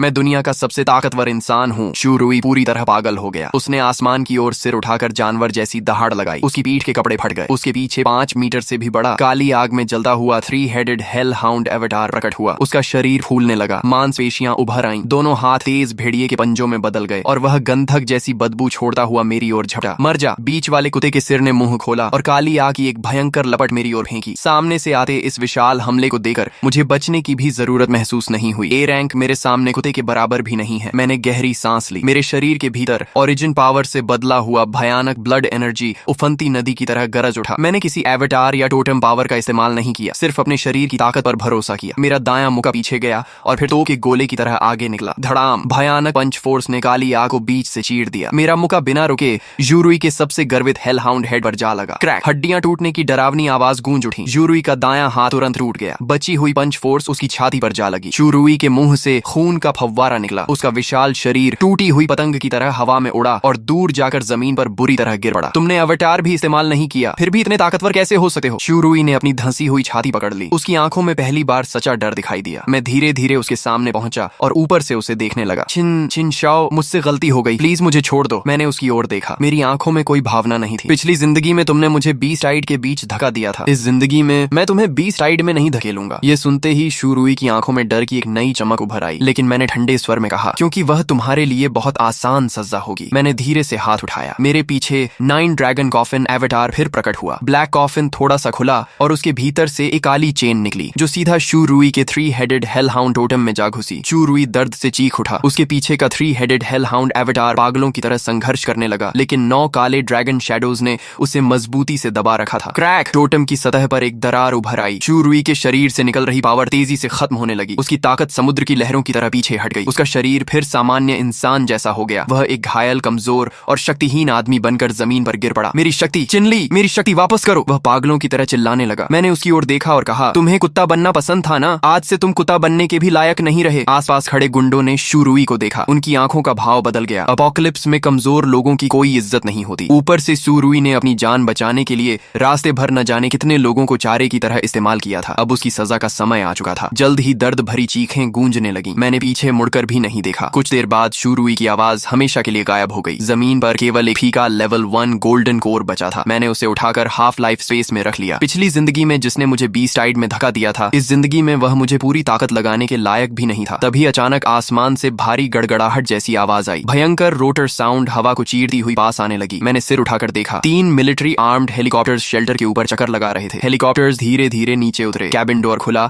और पूरी तरह आर्म्ड स्पेशल फोर्सेस के 2 दस्ते तेजी से बाहर निकले और दोनों तरफ फैल गए। उनके पीछे एक सीनियर कमांडर कुछ गार्ड्स के साथ आगे बढ़ा। मिस्टर चिन, नमस्कार। मैं ईस्टर्न रीजन का डेप्यूटी कमांडर लेइजान हूँ। सुप्रीम कमांडर के आदेश पर आपसे मिलने आया हूँ। मैंने हल्की मुस्कान के साथ कहा। कमांडर ले, आपने मेहनत की। बाहर बीस्ट हर तरफ फैले हुए हैं। आप यहाँ तक पहुँच गए, इसका मतलब कमांड सेंटर अब भी पूरी कोशिश से व्यवस्था बनाए हुए है। लेइजान की आंखों में आश्चर्य चमका। उसे लगा था कि मेरी जैसी ताकत वाला अवेकनर शायद मिलिट्री से दूरी रखेगा, लेकिन मैं अच्छी तरह जानता था कि अपोकलिप्स में मिलिट्री ही आम लोगों की आखिरी उम्मीद होती है। अगर वे फ्रंट लाइन नहीं संभालते तो जांगजो बहुत पहले बिखर चुका होता। लेइजान ने गहरी सांस ली। मिस्टर चिन, ड्रोन फुटेज में हमने आपको S क्लास ब्लड पाइथन को मारते देखा। आपकी ताकत कमांड सेंटर के सभी झात अवेकनर्स से कहीं ऊपर है। सुप्रीम कमांडर आपके साथ highest level war time cooperation स्थापित करना चाहते हैं। हम आपको फोर्सफुली रिक्रूट नहीं करेंगे और ब्लैकस्टोन बेस भी नहीं लेंगे। बस इतना चाहते हैं कि ड्रैगन नेशन पर बड़े संकट आने पर आप अपनी क्षमता के अनुसार मदद करें। मैंने सिर हिलाया। ठीक है। लेइजन की आंखें चमक उठी। मैंने आगे कहा, लेकिन मैं इंडिपेंडेंट एक्शन का आदी हूँ। मैं किसी रेगुलर कमांड सिस्टम का हिस्सा नहीं बन सकता। ब्लैकस्टोन बेस एक इंडिपेंडेंट कोऑपरेशन बेस रहेगा। मिलिट्री ऑर्डर बनाए रखेगी, सर्वाइवर्स को ट्रांसफर करेगी और डिफेंस लाइंस बनाएगी। मैं इंटेलिजेंस शेयर करूंगा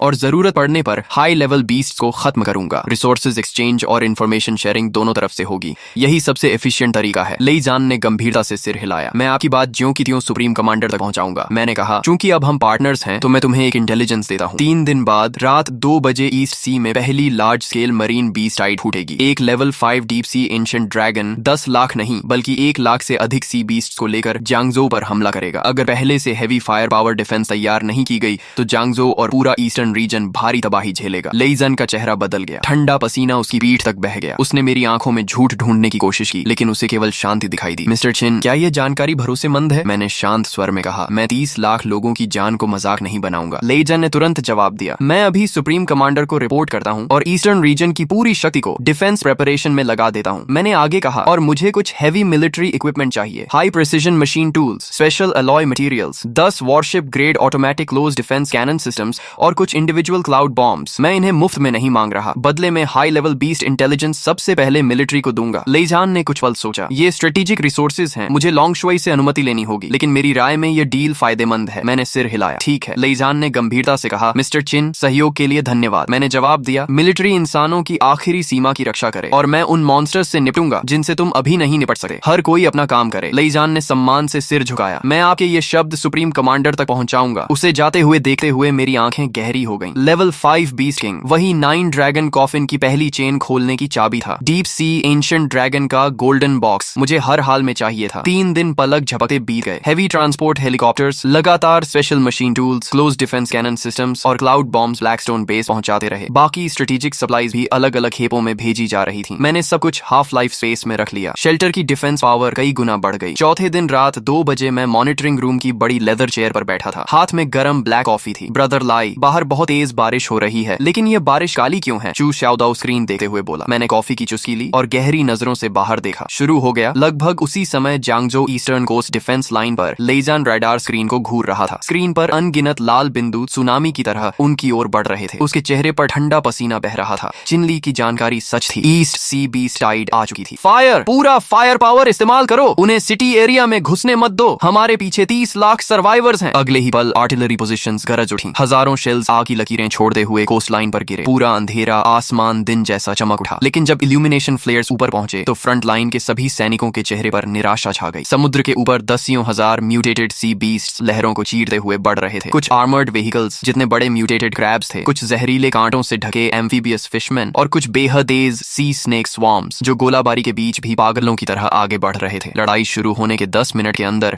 पहली डिफेंस लाइन पूरी तरह टूट गई। कमांडर ले, हम रोक नहीं पा रहे। बीस्ट्स की संख्या बहुत ज्यादा है। पूरी डिफेंस लाइन कोलैप्स हो रही है। लेजान ने कमर से पिस्टल निकाली। उसकी आंखें खून जैसी लाल हो चुकी थीं। पूरी सेना को आदेश दो, आज चाहे हम सब मर जाएं, लेकिन आम लोगों की रक्षा करनी होगी। तभी जब मिलिट्री अंतिम लड़ाई की तैयारी कर रही थी, धरती अचानक भयानक तरीके से कांप उठी। एक ऐसी भयानक प्रेशर जो शब्दों में बयान नहीं की जा सकती थी, अचानक डीप सी की दिशा से पूरे क्षेत्र में फैल गई। जांगजो के अंदर खंडहरों और अंडरग्राउंड बेसमेंट्स में छिपे 30 लाख सर्वाइवर्स को एक साथ सीने में तेज दर्द महसूस हुआ। ऐसा लग रहा था जैसे कोई विशाल पहाड़ उनके दिल पर रख दिया गया हो। सांस लेना तक मुश्किल हो गया। वो क्या चीज है? लेईजान ने निराशा से सिर उठाकर दूर रात के आसमान की ओर देखा। तभी घने काले धुएं को एक विशाल बोन विंग ने चीर दिया। बादलों के बीच से 100 मीटर से भी लंबी एक भयानक बोन ड्रैगन धीरे धीरे नीचे उतरने लगी। उसका पूरा शरीर डीप सी मिस्ट से घिरा हुआ था। उसकी आंखें 2 विशाल लाल लालटेन जैसी चमक रही थीं और उनमें से मौत की ठंडी आभा निकल रही थी। Level 5 beast king, deep sea bone dragon. Apocalypse के शुरुआती दौर में लेवल 5 बीस्ट का मतलब था अजेय शक्ति, ऐसा मॉन्स्टर जो अकेले एक पूरे शहर को नष्ट कर सकता था। अचानक डीप सी बोन ड्रैगन ने आसमान हिला देने वाली दहाड़ लगाई। उसने अपना विशाल ड्रैगन माउथ खोला और एबिस जैसी गहराई से काली ड्रैगन ब्रेथ बाहर निकली। धड़ाम! काली आग ने 1000 मीटर के दायरे में मौजूद हर चीज को निगल लिया। आर्टिलरी पोजीशंस पल भर में नष्ट हो गईं। खत्म हो गया। जांगजो खत्म हो गया। निराशा की लहर पूरे शहर में फैल गई। अनगिनत लोगों ने आंखें बंद कर लीं और मौत का इंतजार करने लगे। लेकिन उसी समय ब्लैकस्टोन शेल्टर के अंदर मैं धीरे से अपनी कॉफी कप नीचे रख रहा था। स्क्रीन पर वह विशाल बोन ड्रैगन काले धुएं के बीच घमंड से उड़ रहा था। मेरी आंखों में डर नहीं था, उनमें केवल जलती हुई उत्सुकता थी। शू शाओदाओ का चेहरा बदल गया। ब्रदर लाई, आप बाहर जाने वाले हैं। वो लेवल 5 बीस्ट किंग है। जांग शिनी ने भी मेरा हाथ पकड़ लिया। इतना रिस्क लेने की जरूरत नहीं है। मैंने उसके हाथ पर हल्के से थपकी दी और मुस्कुराया। मेरे 9 ड्रैगन कॉफिन की पहली चेन खोलने के लिए अभी एक की कमी है और उस बड़ी छिपकली का गोल्डन बॉक्स मुझे पसंद आ गया है। मैं एलिवेटर की ओर मुड़ा और चलते हुए बोला, घर का ध्यान रखना और हाँ, मेरे लिए एक कप टी भी बना देना। जब तक चाय ठंडी होगी मैं वापस आ जाऊंगा। उसी समय जांगजो के ऊपर डीप सी बोन ड्रैगन लगातार ब्लैक ड्रैगन ब्रेथ बरसा रहा था और डिफेंस लाइंस को तबाह कर रहा था। लेईजान ने आंखें बंद कर ली थीं और मौत का इंतजार कर रहा था। तभी जांगजो के बाहरी पहाड़ों की दिशा से एक काली रोशनी का स्तंभ आसमान की ओर फूट पड़ा। वह ब्लैक लाइट ठंडी नहीं थी, बल्कि उसमें एक प्राचीन और राजसी औरत थी। घना काला धुआं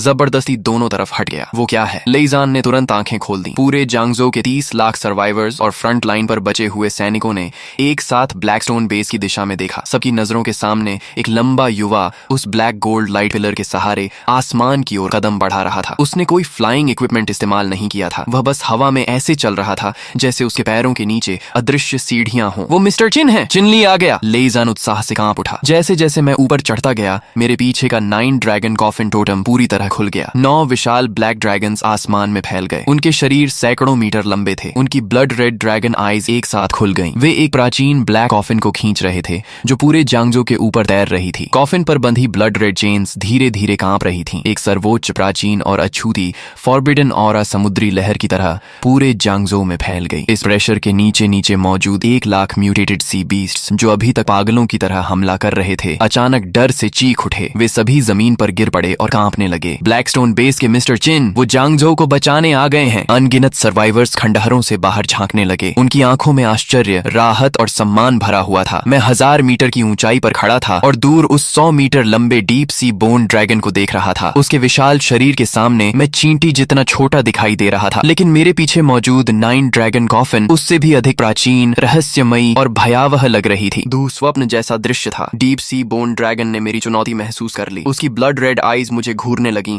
और उसने आसमान हिला देने वाली दहाड़ लगाई। उसने अपना एबिस ड्रैगन माउथ खोला और पहले से 10 गुना बड़ी ब्लैक ड्रैगन ब्रेथ मेरी ओर मीटियर की तरह फेंक दी। छोटी मोटी चालें। मेरे सीने पर मौजूद पेंगू टोटम अचानक चमक उठा। आसमान चीरती बैटल ऑरा फूट पड़ी। Heaven and earth transformation. मेरे पीछे पेंगू एवेटार प्रकट हो गया। सामने आती ब्लैक ड्रैगन ब्रेथ को देखकर मैं हिला तक नहीं। मैंने धीरे से अपना दायां मुका उठाया। मेरे सीने का पेंगू टोटम गरजते बादलों जैसी आवाज करने लगा। क्रिएशन पावर मेरे मुके के चारों ओर इकट्ठा हो गई। अगले ही पल मैंने एक कदम आगे बढ़ाया। धड़ाम! मेरा पंच ब्लैक ड्रैगन ब्रेथ से टकराया। पूरा आसमान मानो बीच से फट गया। ब्लैक फ्लेम्स को क्रिएशन पावर ने जबरदस्ती 2 हिस्सों में चीर दिया। दोनों तरफ आग की विशाल लहरें निकल गईं। वे दूर खंडहरों पर गिरीं और धरती पर हजारों मीटर लंबी जली हुई खाइयां बना गईं। मैं दोनों फायर वेव्स के बीच स्थिर खड़ा रहा। मेरे पीछे का पेंगू एवेटार धीरे धीरे सिर उठाने लगा। उसका पहले धुंधला दिखने वाला शरीर अब और अधिक वास्तविक होता जा रहा था। डार्क गोल्डन डिवाइन लाइट मेरे सीने के पेंगू टैटू से निकलकर पूरे एवेटार में फैल गई। मैंने डीप सी बोन ड्रैगन की ओर देखकर मुस्कुराया। बड़ी छिपकली, अब मेरी बारी है। मेरे शब्दों के साथ पेंगू टोटम पूरी तरह सक्रिय हो गया। मेरे पीछे का पेंगू एवेटार कई दर्जन मीटर ऊंचा हो गया। उसका शरीर पर्वत जैसा विशाल था। उसकी ऑरा प्राचीन और अथाह थी, मानो केओस ईरा का कोई एंशिएंट जायंट वापस लौट आया हो। उसके हाथों में क्रिएशन पावर से बनी एक विशाल बैटल एक्स प्रकट होने लगी। एक्स के ब्लेड पर डार्क गोल्डन रून्स चमकने लगे। मैंने धीरे धीरे अपना हाथ उठाया। मेरे पीछे का पेंगू एवेटार भी वैसा ही करने लगा। इंसान और एवेटार की हर हरकत एक जैसी थी। डीप सी बोन ड्रैगन ने पहली बार मौत का डर महसूस किया। उसकी ब्लड रेड आईज में भय उभर आया। वह तेजी से पीछे हटना चाहता था, लेकिन जिस क्षण पेंगू एवेटार ने उसे लॉक किया, उसके आसपास की ब्लैक मिस्ट तक जम गई। मैंने एक कदम आगे बढ़ाया। मेरी आवाज थंडर जैसी गूंजी। पेंगू स्प्लिट हेवन! मेरा हाथ नीचे गिरा। उसी समय पेंगू एवेटार ने भी क्रिएशन एक्स पूरी ताकत से चला दी। धड़ाम! सैकड़ों मीटर लंबी डार्क गोल्डन एक्स लाइट ने ब्लैक मिस्ट को चीर दिया। ऐसा लग रहा था जैसे पूरा आसमान 2 हिस्सों में बंट जाएगा। डीप सी बोन ड्रैगन ने बचने की कोशिश की, लेकिन अब बहुत देर हो चुकी थी। एक्स लाइट उसकी विशाल बोन विंग पर जा गिरी। क्रैक! उसकी बोन विंग तुरंत टूट गई। डीप सी बोन ड्रैगन दर्द से चीख उठा। उसका संतुलन बिगड़ गया और उसका विशाल शरीर मीटियोर की तरह धरती पर गिरने लगा। मैंने उसे सांस लेने का मौका भी नहीं दिया। एक कदम में मैं डार्क गोल्डन लाइट बनकर उसके ऊपर पहुंच गया। पेंगू एवेटार भी मेरे साथ ही आगे बढ़ा। मैंने मुट्ठी बांधी। पेंगू एवेटार ने दोनों हाथों से क्रिएशन एक्स पकड़ ली। डीप सी बोन ड्रैगन सिर उठाने की कोशिश कर रहा था। उसकी आंखों में केवल डर था। मैंने ठंडे स्वर में कहा, टूट जाओ! मेरा मुका नीचे गिरा। उसी क्षण पेंगू एवेटार की क्रिएशन एक्स भी नीचे गिरी। धड़ाम! क्रिएशन एक्स सीधे डीप सी बोन ड्रैगन के सिर पर लगी। भयानक क्रिएशन पावर उसकी खोपड़ी के भीतर घुस गई। धरती जोर से कांप उठी। जांगजो के बाहरी इलाके में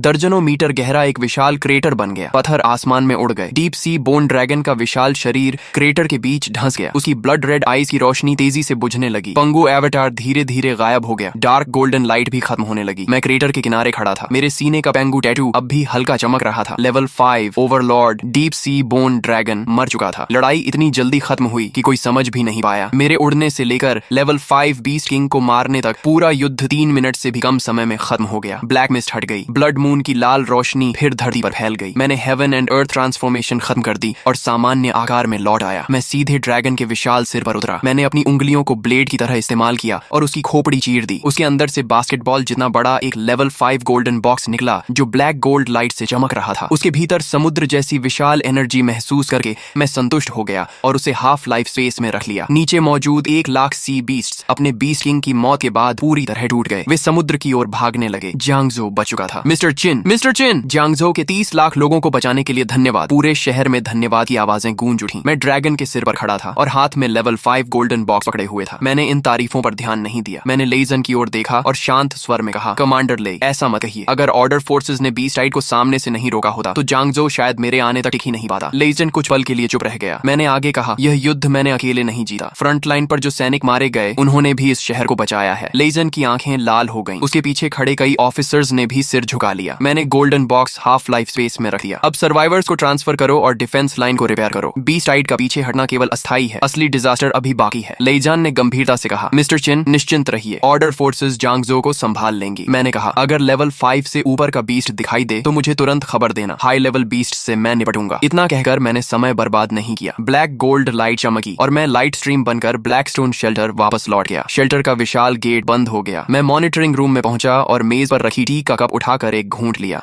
टी बिल्कुल सही टेम्परेचर पर है। ब्लैकस्टोन शेल्टर के सबसे निचले कोर चेंबर में मैं विशेष मेडिटेशन प्लेटफॉर्म पर बैठा था। मेरे हाथ में level 5 deep sea bone dragon का गोल्डन बॉक्स था। इस गोल्डन बॉक्स की energy S class blood Python golden box से सैकड़ों गुना अधिक थी। अगर मिलिट्री का सबसे ताकतवर अवेकनर भी इसे सीधे निगल ले तो उसका शरीर तुरंत फट जाएगा, लेकिन मुझे कोई डर नहीं था। मैंने बिना झिझक उसे अब्सॉर्ब कर लिया। ब्लैक गोल्ड एनर्जी बाढ़ की तरह मेरे शरीर में घुस गई। मेरी त्वचा पर ब्लैक फ्रॉस्ट जमने लगी, हड्डियां दबाव से चरमराने लगी। मैंने ठंडी हंसी हंसी, सिर्फ एक मरी हुई छिपकली और मुझे चुनौती। मेरे सीने का पैंगो एवेटार अचानक आंखें खोलकर जाग गया। उसकी क्रिएशन पावर ने ब्लैक एनर्जी को जबरदस्ती दबा दिया, फिर उसे पीसकर सबसे शुद्ध ओरिजिन एनर्जी में बदल दिया। वह एनर्जी मेरे शरीर को लगातार मजबूत करने लगी। उसी समय मेरी पीठ पर मौजूद 9 ड्रैगन कॉफिन टोटम सक्रिय हो गया। 9 ब्लैक ड्रैगन्स ऐसे लग रहे थे मानो त्वचा के नीचे तैर रहे हों। एंशिएंट ब्लैक कॉफिन पर बंधी पहली स्टार चेन बुरी तरह कांपने लगी। टक, एक हल्की टूटने की आवाज मेरी सोल के भीतर गूंजी। अगले ही पल पहली स्टार चेन टूट गई। धड़ाम, ब्लैक गोल्ड एनर्जी का अथाह सैलाब कॉफिन के भीतर से बाहर निकला। मेरी आंखों के सामने अंतहीन डार्कनेस फैल गई। डार्कनेस के सबसे गहरे हिस्से में एंशिएंट ब्लैक कॉफिन धीरे धीरे खुल रही थी। उसी क्षण मुझे एक नई क्षमता मिली। अब मैं 20 गोल्डन बॉक्सेस, 20 रेमनेंट एनर्जी और सील्ड टोटम्स की इंस्टिंक्ट पावर को सीधे डिवावर कर सकता था। ब्लैक कॉफिन उन एनर्जीज को रिफाइन करके मेरे शरीर, हाफ लाइफ स्पेस और 4 फॉरबिडन टोटम्स को मजबूत करेगी। दूसरे शब्दों में, जब तक मेरे पास पर्याप्त एनर्जी होगी मैं लगातार मजबूत होता जाऊंगा। Deep sea bone dragon golden box पूरी तरह रिफाइन होने के बाद मेरा फिजिकल रेल्म सीधे लेवल 5 तक पहुंच गया। हाफ लाइफ स्पेस भी फिर से फैल गई। उसके विशाल किनारे पर अब एक नया क्षेत्र उभर आया था। वह क्षेत्र पूरी तरह ब्लैक डार्कनेस से भरा था। ऐसा लग रहा था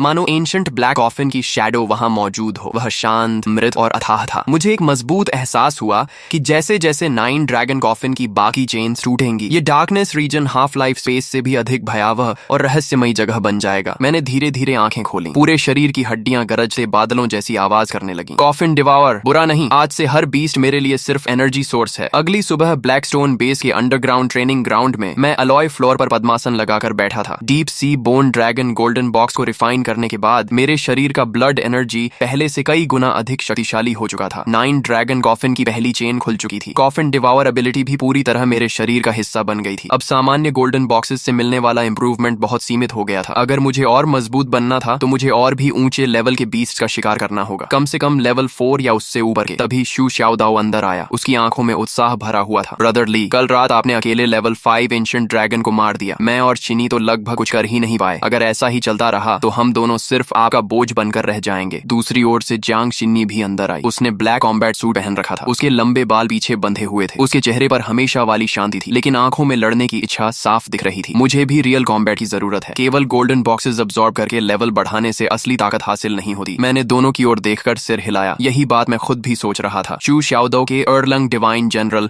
और नेजा टोटम्स दोनों टॉप टियर कॉम्बैट टोटम्स थे। जांग शिनी का 9 हेवंस मिस्टिक मेडन टोटम तो अटैक, डिफेंस, प्यूरिफिकेशन और बैटलफील्ड कमांड सभी में बेहतरीन था। दोनों की पोटेंशियल बहुत बड़ी थी, लेकिन अपोकलिप्स में पोटेंशियल और कॉम्बैट पावर एक जैसी चीज नहीं थी। असली एक्सपर्ट्स हमेशा बीस्ट कॉर्प्सेस के ढेर पर खड़े होकर बनते हैं। मैं खड़ा हो गया। तो फिर बाहर चलते हैं। शू शाओदाओ की आंखें चमक उठी। कहां? मैंने जांगजो के आसपास का मिलिट्री शेयर्ड मैप खोल दिया। स्क्रीन पर अनगिनत रेड डॉट्स शहर के खंडहरों और बाहरी जंगलों में फैले हुए थे। उनमें से साउथ जांगजो इंडस्ट्रियल पार्क का रेड मार्क सबसे ज्यादा चमक रहा था। मिलिट्री ने उसे हाई रिस्क जोन घोषित किया था। वहां लेवल 4 बीस्ट नेस्ट होने का शक था। मैंने उस लोकेशन की ओर इशारा किया। South industrial park. कल रात मरीन बीस्ट साइड के पीछे हटने के बाद एक बड़ा म्यूटेटेड बीस्ट ग्रुप वहां बस गया है। मिलिट्री ड्रोन्स ने पुष्टि की है कि वहां कम से कम 3 लेवल 4 बीस्ट्स और बड़ी संख्या में लेवल 2 और लेवल 3 बीस्ट्स मौजूद हैं। शू शाओदाओ हंस पड़ा। शानदार जगह है, मॉन्स्टर्स भी ज्यादा और एक्सपीरियंस भी ज्यादा। जांग शिन्नी ने मैप को ध्यान से देखा और शांत स्वर में बोली, south industrial park north district military camp से ज्यादा दूर नहीं है। अगर वहां के बीस्ट फैल गए तो सर्वाइवर्स इवैक्यूएशन रूट खतरे में पड़ जाएगी। मैंने सिर हिलाया। इसलिए यह मिशन 2 काम एक साथ करेगा। ट्रेनिंग भी और मिलिट्री की एक बड़ी प्रॉब्लम भी खत्म हो जाएगी। मैंने लेईजान को कम्युनिकेशन रिक्वेस्ट भेजी। कुछ सेकंड बाद स्क्रीन पर उसका चेहरा दिखाई दिया। वह पिछली रात की तुलना में थोड़ा रिलैक्स लग रहा था, लेकिन आंखों में थकान अब भी साफ थी। मिस्टर चिन, क्या आपको मिलिट्री सपोर्ट की जरूरत है? मैंने सीधे मुद्दे पर आते हुए कहा। साउथ जांगजो इंडस्ट्रियल पार्क मैं वहाँ बीस्ट नेस्ट साफ करने जा रहा हूँ। वहाँ लेवल 4 बीस्ट नेस्ट मौजूद है। लेईजान कुछ पल के लिए चुप रह गया, फिर उसके चेहरे पर खुशी आ गई। मिस्टर चिन, हम भी उसी एरिया के लिए रीइंफोर्समेंट रिक्वेस्ट तैयार कर रहे थे। साउथ इंडस्ट्रियल पार्क में बड़ी मात्रा में केमिकल वेयर हाउसेज हैं। अगर बीस्ट्स ने उन्हें नष्ट कर दिया तो टॉक्सिक गैस पूरे नॉर्थ डिस्ट्रिक्ट कैंप को प्रभावित कर सकती है। अगर आप कार्रवाई करते हैं तो मिलिट्री तुरंत ड्रोन रिकॉनेसेंस और एरिया ब्लॉकेड उपलब्ध कराएगी। मैंने जवाब दिया, ठीक है, आउटर पेरीमीटर तुम लोग संभालो, अंदर कोई दखल नहीं देगा। मैं शौदाओ और चीनी को कॉम्बैट ट्रेनिंग देने ले जा रहा हूँ। लेईजान ने गंभीरता से सिर हिलाया। समझ गया, मिलिट्री बाहरी घेरा बनाए रखेगी और किसी भी बीस्ट को भागने नहीं देगी। मिस्टर चिन, कृपया सावधान रहिए, मैंने हल्की मुस्कान के साथ कहा। सावधान रहने की जरूरत उन्हें है। 10 मिनट बाद ब्लैकस्टोन बेस का साइड गेट धीरे धीरे खुला। अंडरग्राउंड गैराज से एक modified black heavy of road vehicle बाहर निकली। उसकी बॉडी बुलेट प्रूफ आर्मर से ढकी हुई थी। टायर्स के बाहर एलॉय एंटी स्लिप रिम्स लगे हुए थे। रूफ पर ऑटोमेटिक मशीन गन भी लगी हुई थी। शू शाओदाओ फ्रंट पैसेंजर सीट पर बैठा उत्साह से हाथ रगड़ रहा था। जांग शिनी बैक सीट पर बैठी थी। उसके हाथ में मिस्टिक हेवन डिवाइन सोर्ड की फैंटम इमेज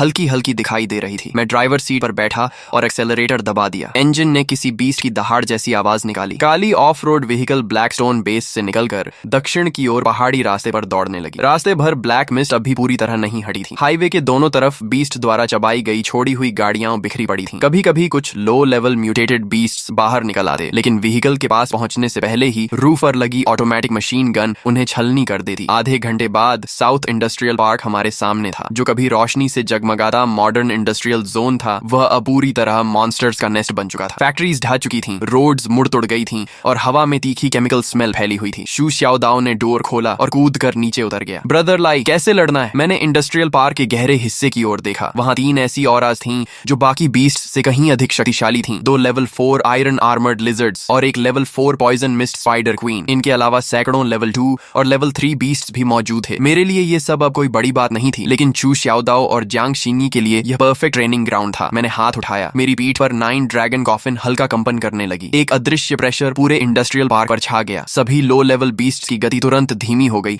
मानो उनकी पीठ पर पहाड़ रख दिया गया हो। लेकिन मैंने उन्हें सीधे नहीं मारा। मैंने प्रेशर को बस इतना रखा कि बीस्ट हॉर्ड दब जाए, लेकिन शू शाओदाओ और जांग शिनी की लड़ाई प्रभावित न हो। मैंने दोनों की ओर देखा। मैं हाथ नहीं लगाऊंगा। लेवल 2 और लेवल 3 बीस्ट तुम दोनों खुद साफ करोगे। लेवल 4 बीस्ट को मैं सिर्फ दबा कर रखूंगा। जब तक जान का खतरा न हो, मैं मदद नहीं करूंगा। शू शाओदाओ मुस्कुराया। यही तो चाहता था। उसके बोलते ही उसकी दाहिनी बाह पर मौजूद अर्लांग डिवाइन लॉर्ड टोटम चमक उठा। उसके पीछे आर्मर पहने हुए एक डिवाइन जनरल की फैंटम इमेज उभर आई। हेवनली आई एक्टिवेट। उसके माथे पर गोल्डन लाइट चमकी और थर्ड आई की फैंटम इमेज खुल गई। उसके सामने की दुनिया अचानक बेहद स्पष्ट हो गई। दोनों आयरन आर्मर्ड लिजर्ड्स की movement pattern, scale gaps, muscle contractions और बेली वीक पॉइंट्स सब हेवनली आई में साफ दिखाई देने लगे। तुम्हारी कमजोरी मिल गई। उसने 3 पॉइंटेड डबल एज्ड ब्लेड को दोनों हाथों से पकड़ा और जमीन पर जोर से पैर मारा। थम। जमीन मकड़ी के जाले जैसी दरारों से भर गई। यू शाओदाओ तीर की तरह आगे निकला और पहली आयरन आर्मर्ड लिजर्ड के साइड में पहुंच गया। उसकी ब्लेड ऊपर उठी। ब्लेड पर गोल्डन लाइट फूट पड़ी। Divine armour breaking slash. Blade नीचे गिरी। तीखी मेटल कलीजन की आवाज गूंज उठी। शू शाओदाओ का चेहरा बदल गया। उसका वार स्केल गैप पर बिल्कुल सही लगा था, लेकिन डिफेंस पूरी तरह नहीं टूटी। आयरन आर्मर्ड लिजर्ड की आर्मर उससे कहीं ज्यादा मजबूत थी जितना उसने सोचा था। ब्लेड सिर्फ आधा इंच अंदर गई और फिर बोन आर्मर में फंस गई। मुश्किल। पहली आयरन आर्मर्ड लिजर्ड तुरंत घूमी। उसकी विशाल टेल तूफान जैसी आवाज के साथ घूमी। शू शाओदाओ ब्लेड छोड़कर पीछे हटने को मजबूर हो गया। धड़ाम। टेल उसकी छाती के किनारे से टकराई। सिर्फ हल्का कांटेक्ट होने पर भी वह उड़ता हुआ पीछे जा गिरा और एक छोड़े हुए ऑयल टैंकर से टकराया। टैंकर अंदर तक धंस गया। शू शाओदाओ का रहा। उसके होंठों के किनारे से खून निकल आया। वाह, काफी सख्त है। मैं दूर खड़ा रहा। जांग शिनी ने स्वाभाविक रूप से मेरी ओर देखा। मैंने शांत स्वर में कहा, वह नहीं मरेगा, उसे खुद लड़ने दो। शू शाओदाओ ऑयल टैंकर से उछलकर बाहर आया। उसने खून पोंछा। उसकी आंखों में डर नहीं बल्कि और ज्यादा उत्साह था। अच्छा है, मजा आएगा। आयरन आर्मर्ड लिजर्ड ने गुर्राहट की और टैंक जैसी स्पीड से उसकी ओर दौड़ी। दूसरी आयरन आर्मर्ड लिजर्ड भी साइड से घेरने लगी। दोनों मिलकर उसे सैंडविच करने की कोशिश कर रही थी। यू शाओदाओ अब पहले की तरह सीधे हमला करने नहीं दौड़ा। उसके माथे की हेवनली आई और अधिक चमकने लगी। दुनिया मानो स्लो मोशन में बदल गई। आयरन आर्मर्ड लिजर्ड का हर कदम, हर स्केल मूवमेंट और हर मसल टेंशन उसकी हेवनली आई में साफ दिखाई दे रहा था। पहली आयरन आर्मर्ड लिजर्ड उसके सामने पहुंची और अपना विशाल माउथ खोल दिया। बदबूदार हवा उसके चेहरे पर लगी। यू शाओदाओ ने शरीर पीछे झुकाया और अटैक से बाल बाल बच गया। उसी समय उसने जमीन पर पैर टिकाया और उसके जॉ के नीचे से फिसलकर बेली शैडो में घुस गया। हेवनली आई ने टारगेट लॉक कर लिया। बेली की तीसरी सॉफ्ट आर्मर प्लेट के नीचे सीधा हार्ट था। Holy demon slaying strike. Xu Shaodao गरजा। उसके पीछे अर्लंग डिवाइन लॉर्ड एवेटार ने भी साथ में ब्लेड चलाई। 3 पॉइंटेड डबल एज्ड ब्लेड नीचे से ऊपर की ओर घुसी। छपाक। ब्लेड ने सॉफ्ट आर्मर चीर दी और सीधे बीस्ट के बेली में घुस गई। आयरन आर्मर्ड लिजर्ड दर्द से चीख उठी। उसका विशाल शरीर तड़पने लगा। शू शाओदाओ ने पूरी ताकत लगाई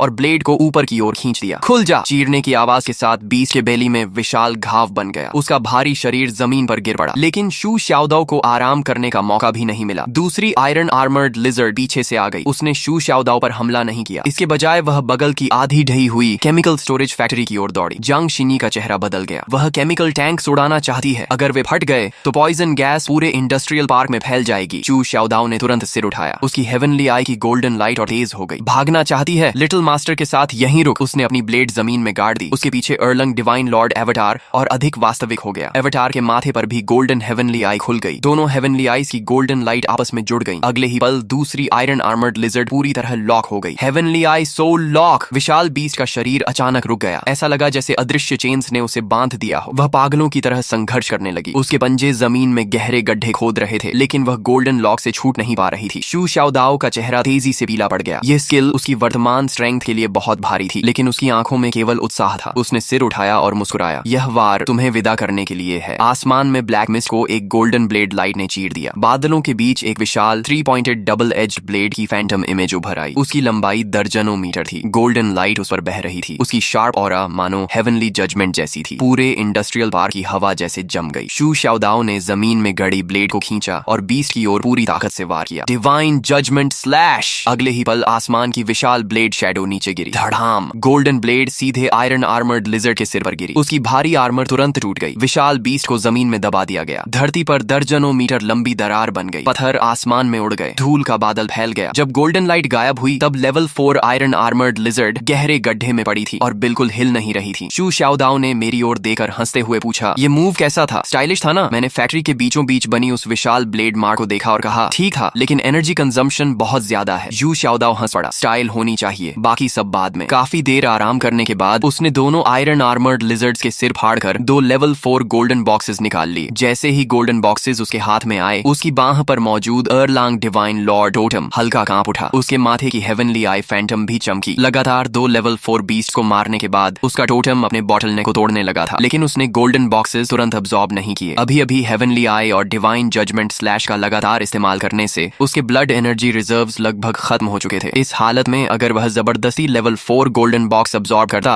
तो यह ब्रेक थ्रू नहीं बल्कि मौत को बुलाना होगा। शू शाओदाओ ने दोनों लेवल 4 गोल्डन बॉक्सेस अपने बैकपैक में डाल ली और हंसते हुए बोला, ब्रदर लाई, बेस वापस जाकर अब्सॉर्ब करूंगा। मैंने सिर हिलाया। तभी इंडस्ट्रियल पार्क के गहरे हिस्से से एक तीखी चीख सुनाई दी। एक आधी ढही हुई फैक्ट्री अचानक विस्फोट के साथ टूट गई। डार्क ग्रीन पॉइजन मिस्ट समुद्री लहरों की तरह बाहर फैलने लगी। मलबे के बीच से एक विशाल पॉइजन मिस्ट स्पाइडर क्वीन धीरे धीरे बाहर निकली। उसका आकार लगभग एक ट्रक जितना था। उसकी 8 स्पाइडर लेग्स तेज भालों जैसी थीं। उसके पेट से लगातार कोरोसिव पॉइजन मिस्ट निकल रही थी। जहां जहां वह गुजरती वहां स्टील पाइप्स तक सड़ने लगी और सस जैसी आवाज करती। Level 4 poison mist spider queen. Xu Shaodao आगे बढ़ने ही वाला था कि मैंने हाथ उठाकर उसे रोक दिया। ये वाली शिन्यी की है। शू शाओदाओ कुछ पल के लिए रुक गया। जांग शिन्यी पहले ही मिस्टिक हेवन डिवाइन सोर्ड कसकर पकड़ चुकी थी और धीरे धीरे आगे बढ़ रही थी। उसका 9 हेवंस मिस्टिक मेडन टोटम स्वाभाविक रूप से पॉइजन, ईविल ऑरा और पोल्यूशन टाइप बीस्ट्स को काउंटर करता था। पॉइजन मिस्ट स्पाइडर क्वीन उसके ब्रेक थ्रू के लिए सबसे उपयुक्त ओपोनेंट थी। जांग शिन्यी ने शांत स्वर में कहा, इसे मुझ पर छोड़ दो। पॉइजन मिस्ट स्पाइडर क्वीन की 8 ब्लड रेड आईज एक साथ उस पर टिक गईं। अगले ही पल उसके पेट में सूजन आई। धड़ाम! विशाल मात्रा में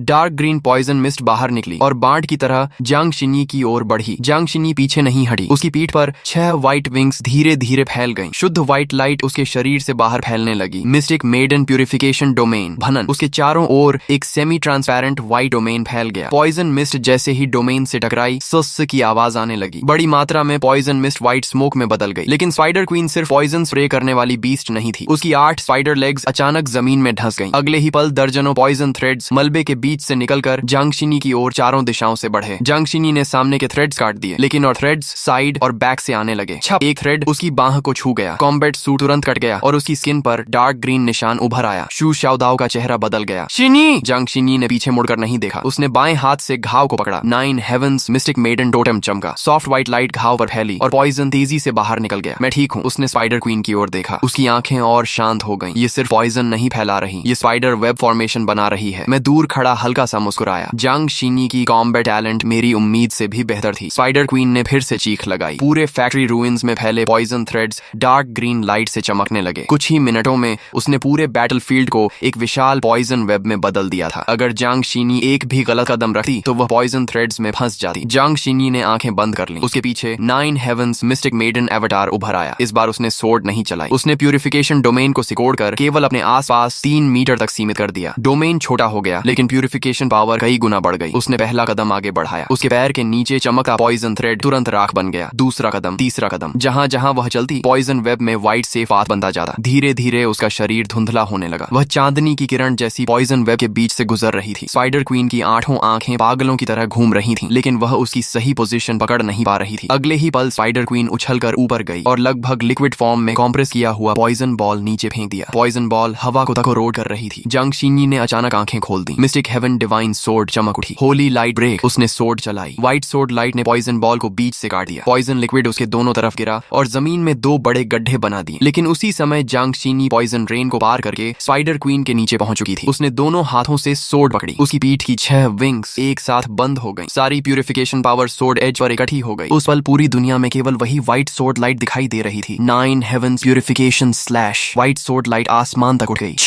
पॉइजन मिस्ट स्पाइडर क्वीन का विशाल शरीर आर पार कट गया। उसने दर्द से चीख मारी। उसकी 8 टांगें बेकाबू होकर फड़फड़ाने लगीं, लेकिन प्यूरिफिकेशन पावर उसके घावों में फैल चुकी थी। उसने उसके शरीर के भीतर मौजूद पॉइजन सैक्स को पूरी तरह जला दिया। धड़ाम! स्पाइडर क्वीन जमीन पर गिर गई। डार्क ग्रीन पॉइजन फैलने से पहले ही 9 हेवंस मिस्टिक मेडन डोमेन ने उसे पूरी तरह दबा दिया। Level 4 poison mist spider queen मर चुकी थी। उसके सिर से एक डार्क ग्रीन गोल्डन बॉक्स बाहर लुढ़क आया। जांग शिन्यी झुकी और उसे उठा लिया। उसके हाथ में व्हाइट लाइट चमकी। गोल्डन बॉक्स की सतह पर मौजूद पॉइजन ऑरा तुरंत शुद्ध हो गई। जैसे ही गोल्डन बॉक्स उसके हाथ में आया, उसके पीछे 9 हेवंस मिस्टिक मेडन अवतार हल्का कांप उठा। गोल्डन बॉक्स के अंदर मौजूद पॉइजन एनर्जी मानो टोटम द्वारा रिजेक्ट की जा रही थी, लेकिन साथ ही प्यूरिफिकेशन पावर उसे दबा भी रही थी। जांग शिन्यी की ऑरा थोड़ी हिल गई, लेकिन उसने तुरंत गोल्डन बॉक्स अब्सॉर्ब नहीं किया। लेवल 4 गोल्डन बॉक्स की एनर्जी पहले से ही बहुत वायलेंट थी और यह पॉइजन स्पाइडर क्वीन का गोल्डन बॉक्स था, जिसके अंदर पोल्यूशन ऑरा अभी भी मौजूद थी। अगर वह इसे अभी अब्सॉर्ब करती तो हल्की हालत में इंजर्ड होती और बुरी हालत में उसका टोटम पोल्यूटेड हो सकता था। उसने गोल्डन बॉक्स सुरक्षित रख लिया और मेरी ओर देखा। मैंने सिर हिलाया। अभी के लिए इसे संभाल कर रखो। बेस वापस पहुंचने के बाद मैं इसके अंदर बची हुई पोल्यूशन ऑरा पूरी तरह साफ कर दूंगा। जांग शिन्यी ने हल्के से सिर हिलाया। ठीक है। चू शाओदाओ ये सब देकर हैरान रह गया। कमाल है शिन्यी, अभी जो सोर्ड स्ट्राइक तुमने मारी वह तो मेरी मूव से भी ज्यादा स्टाइलिश थी। जांग शिन्यी ने मिस्टिक हेवन डिवाइन सोर्ड वापस रख दी और शांत स्वर में बोली, हर स्किल की अपनी उपयोगिता होती है। चू शाओदाओ तुरंत हंस पड़ा। वह तो है ही। मैं दोनों के पास गया और उनकी ओर देखा। तुम्हें पता है अभी लड़ाई में सबसे बड़ी गलती कहाँ हुई? चू शाओदाओ ने सिर खुजलाया। मैंने सिर हिलाया। आयरन आर्मर्ड लिजर्ड की डिफेंस बहुत मजबूत थी। तुमने पहले अटैक में बिना पूरी टेस्टिंग किए फुल पावर लगा दी। इसी वजह से ब्लेड फंस गई। अगर टेल पूरी ताकत से लग जाती तो कम से कम 3 रिब्स टूट जाती। इसे याद रखना। फिर मैंने जांग शिन्यी की ओर देखा। और तुमने प्यूरिफिकेशन डोमेन पर जरूरत से ज्यादा भरोसा किया। पॉइजन तुम साफ कर सकती हो, लेकिन स्पाइडर थ्रेड्स और टेरेन ट्रैप्स पूरी तरह पॉइजन टाइप नहीं होते। भविष्य में पोल्यूशन टाइप ईस्ट से लड़ते समय सिर्फ पॉइजन पर ध्यान मत देना,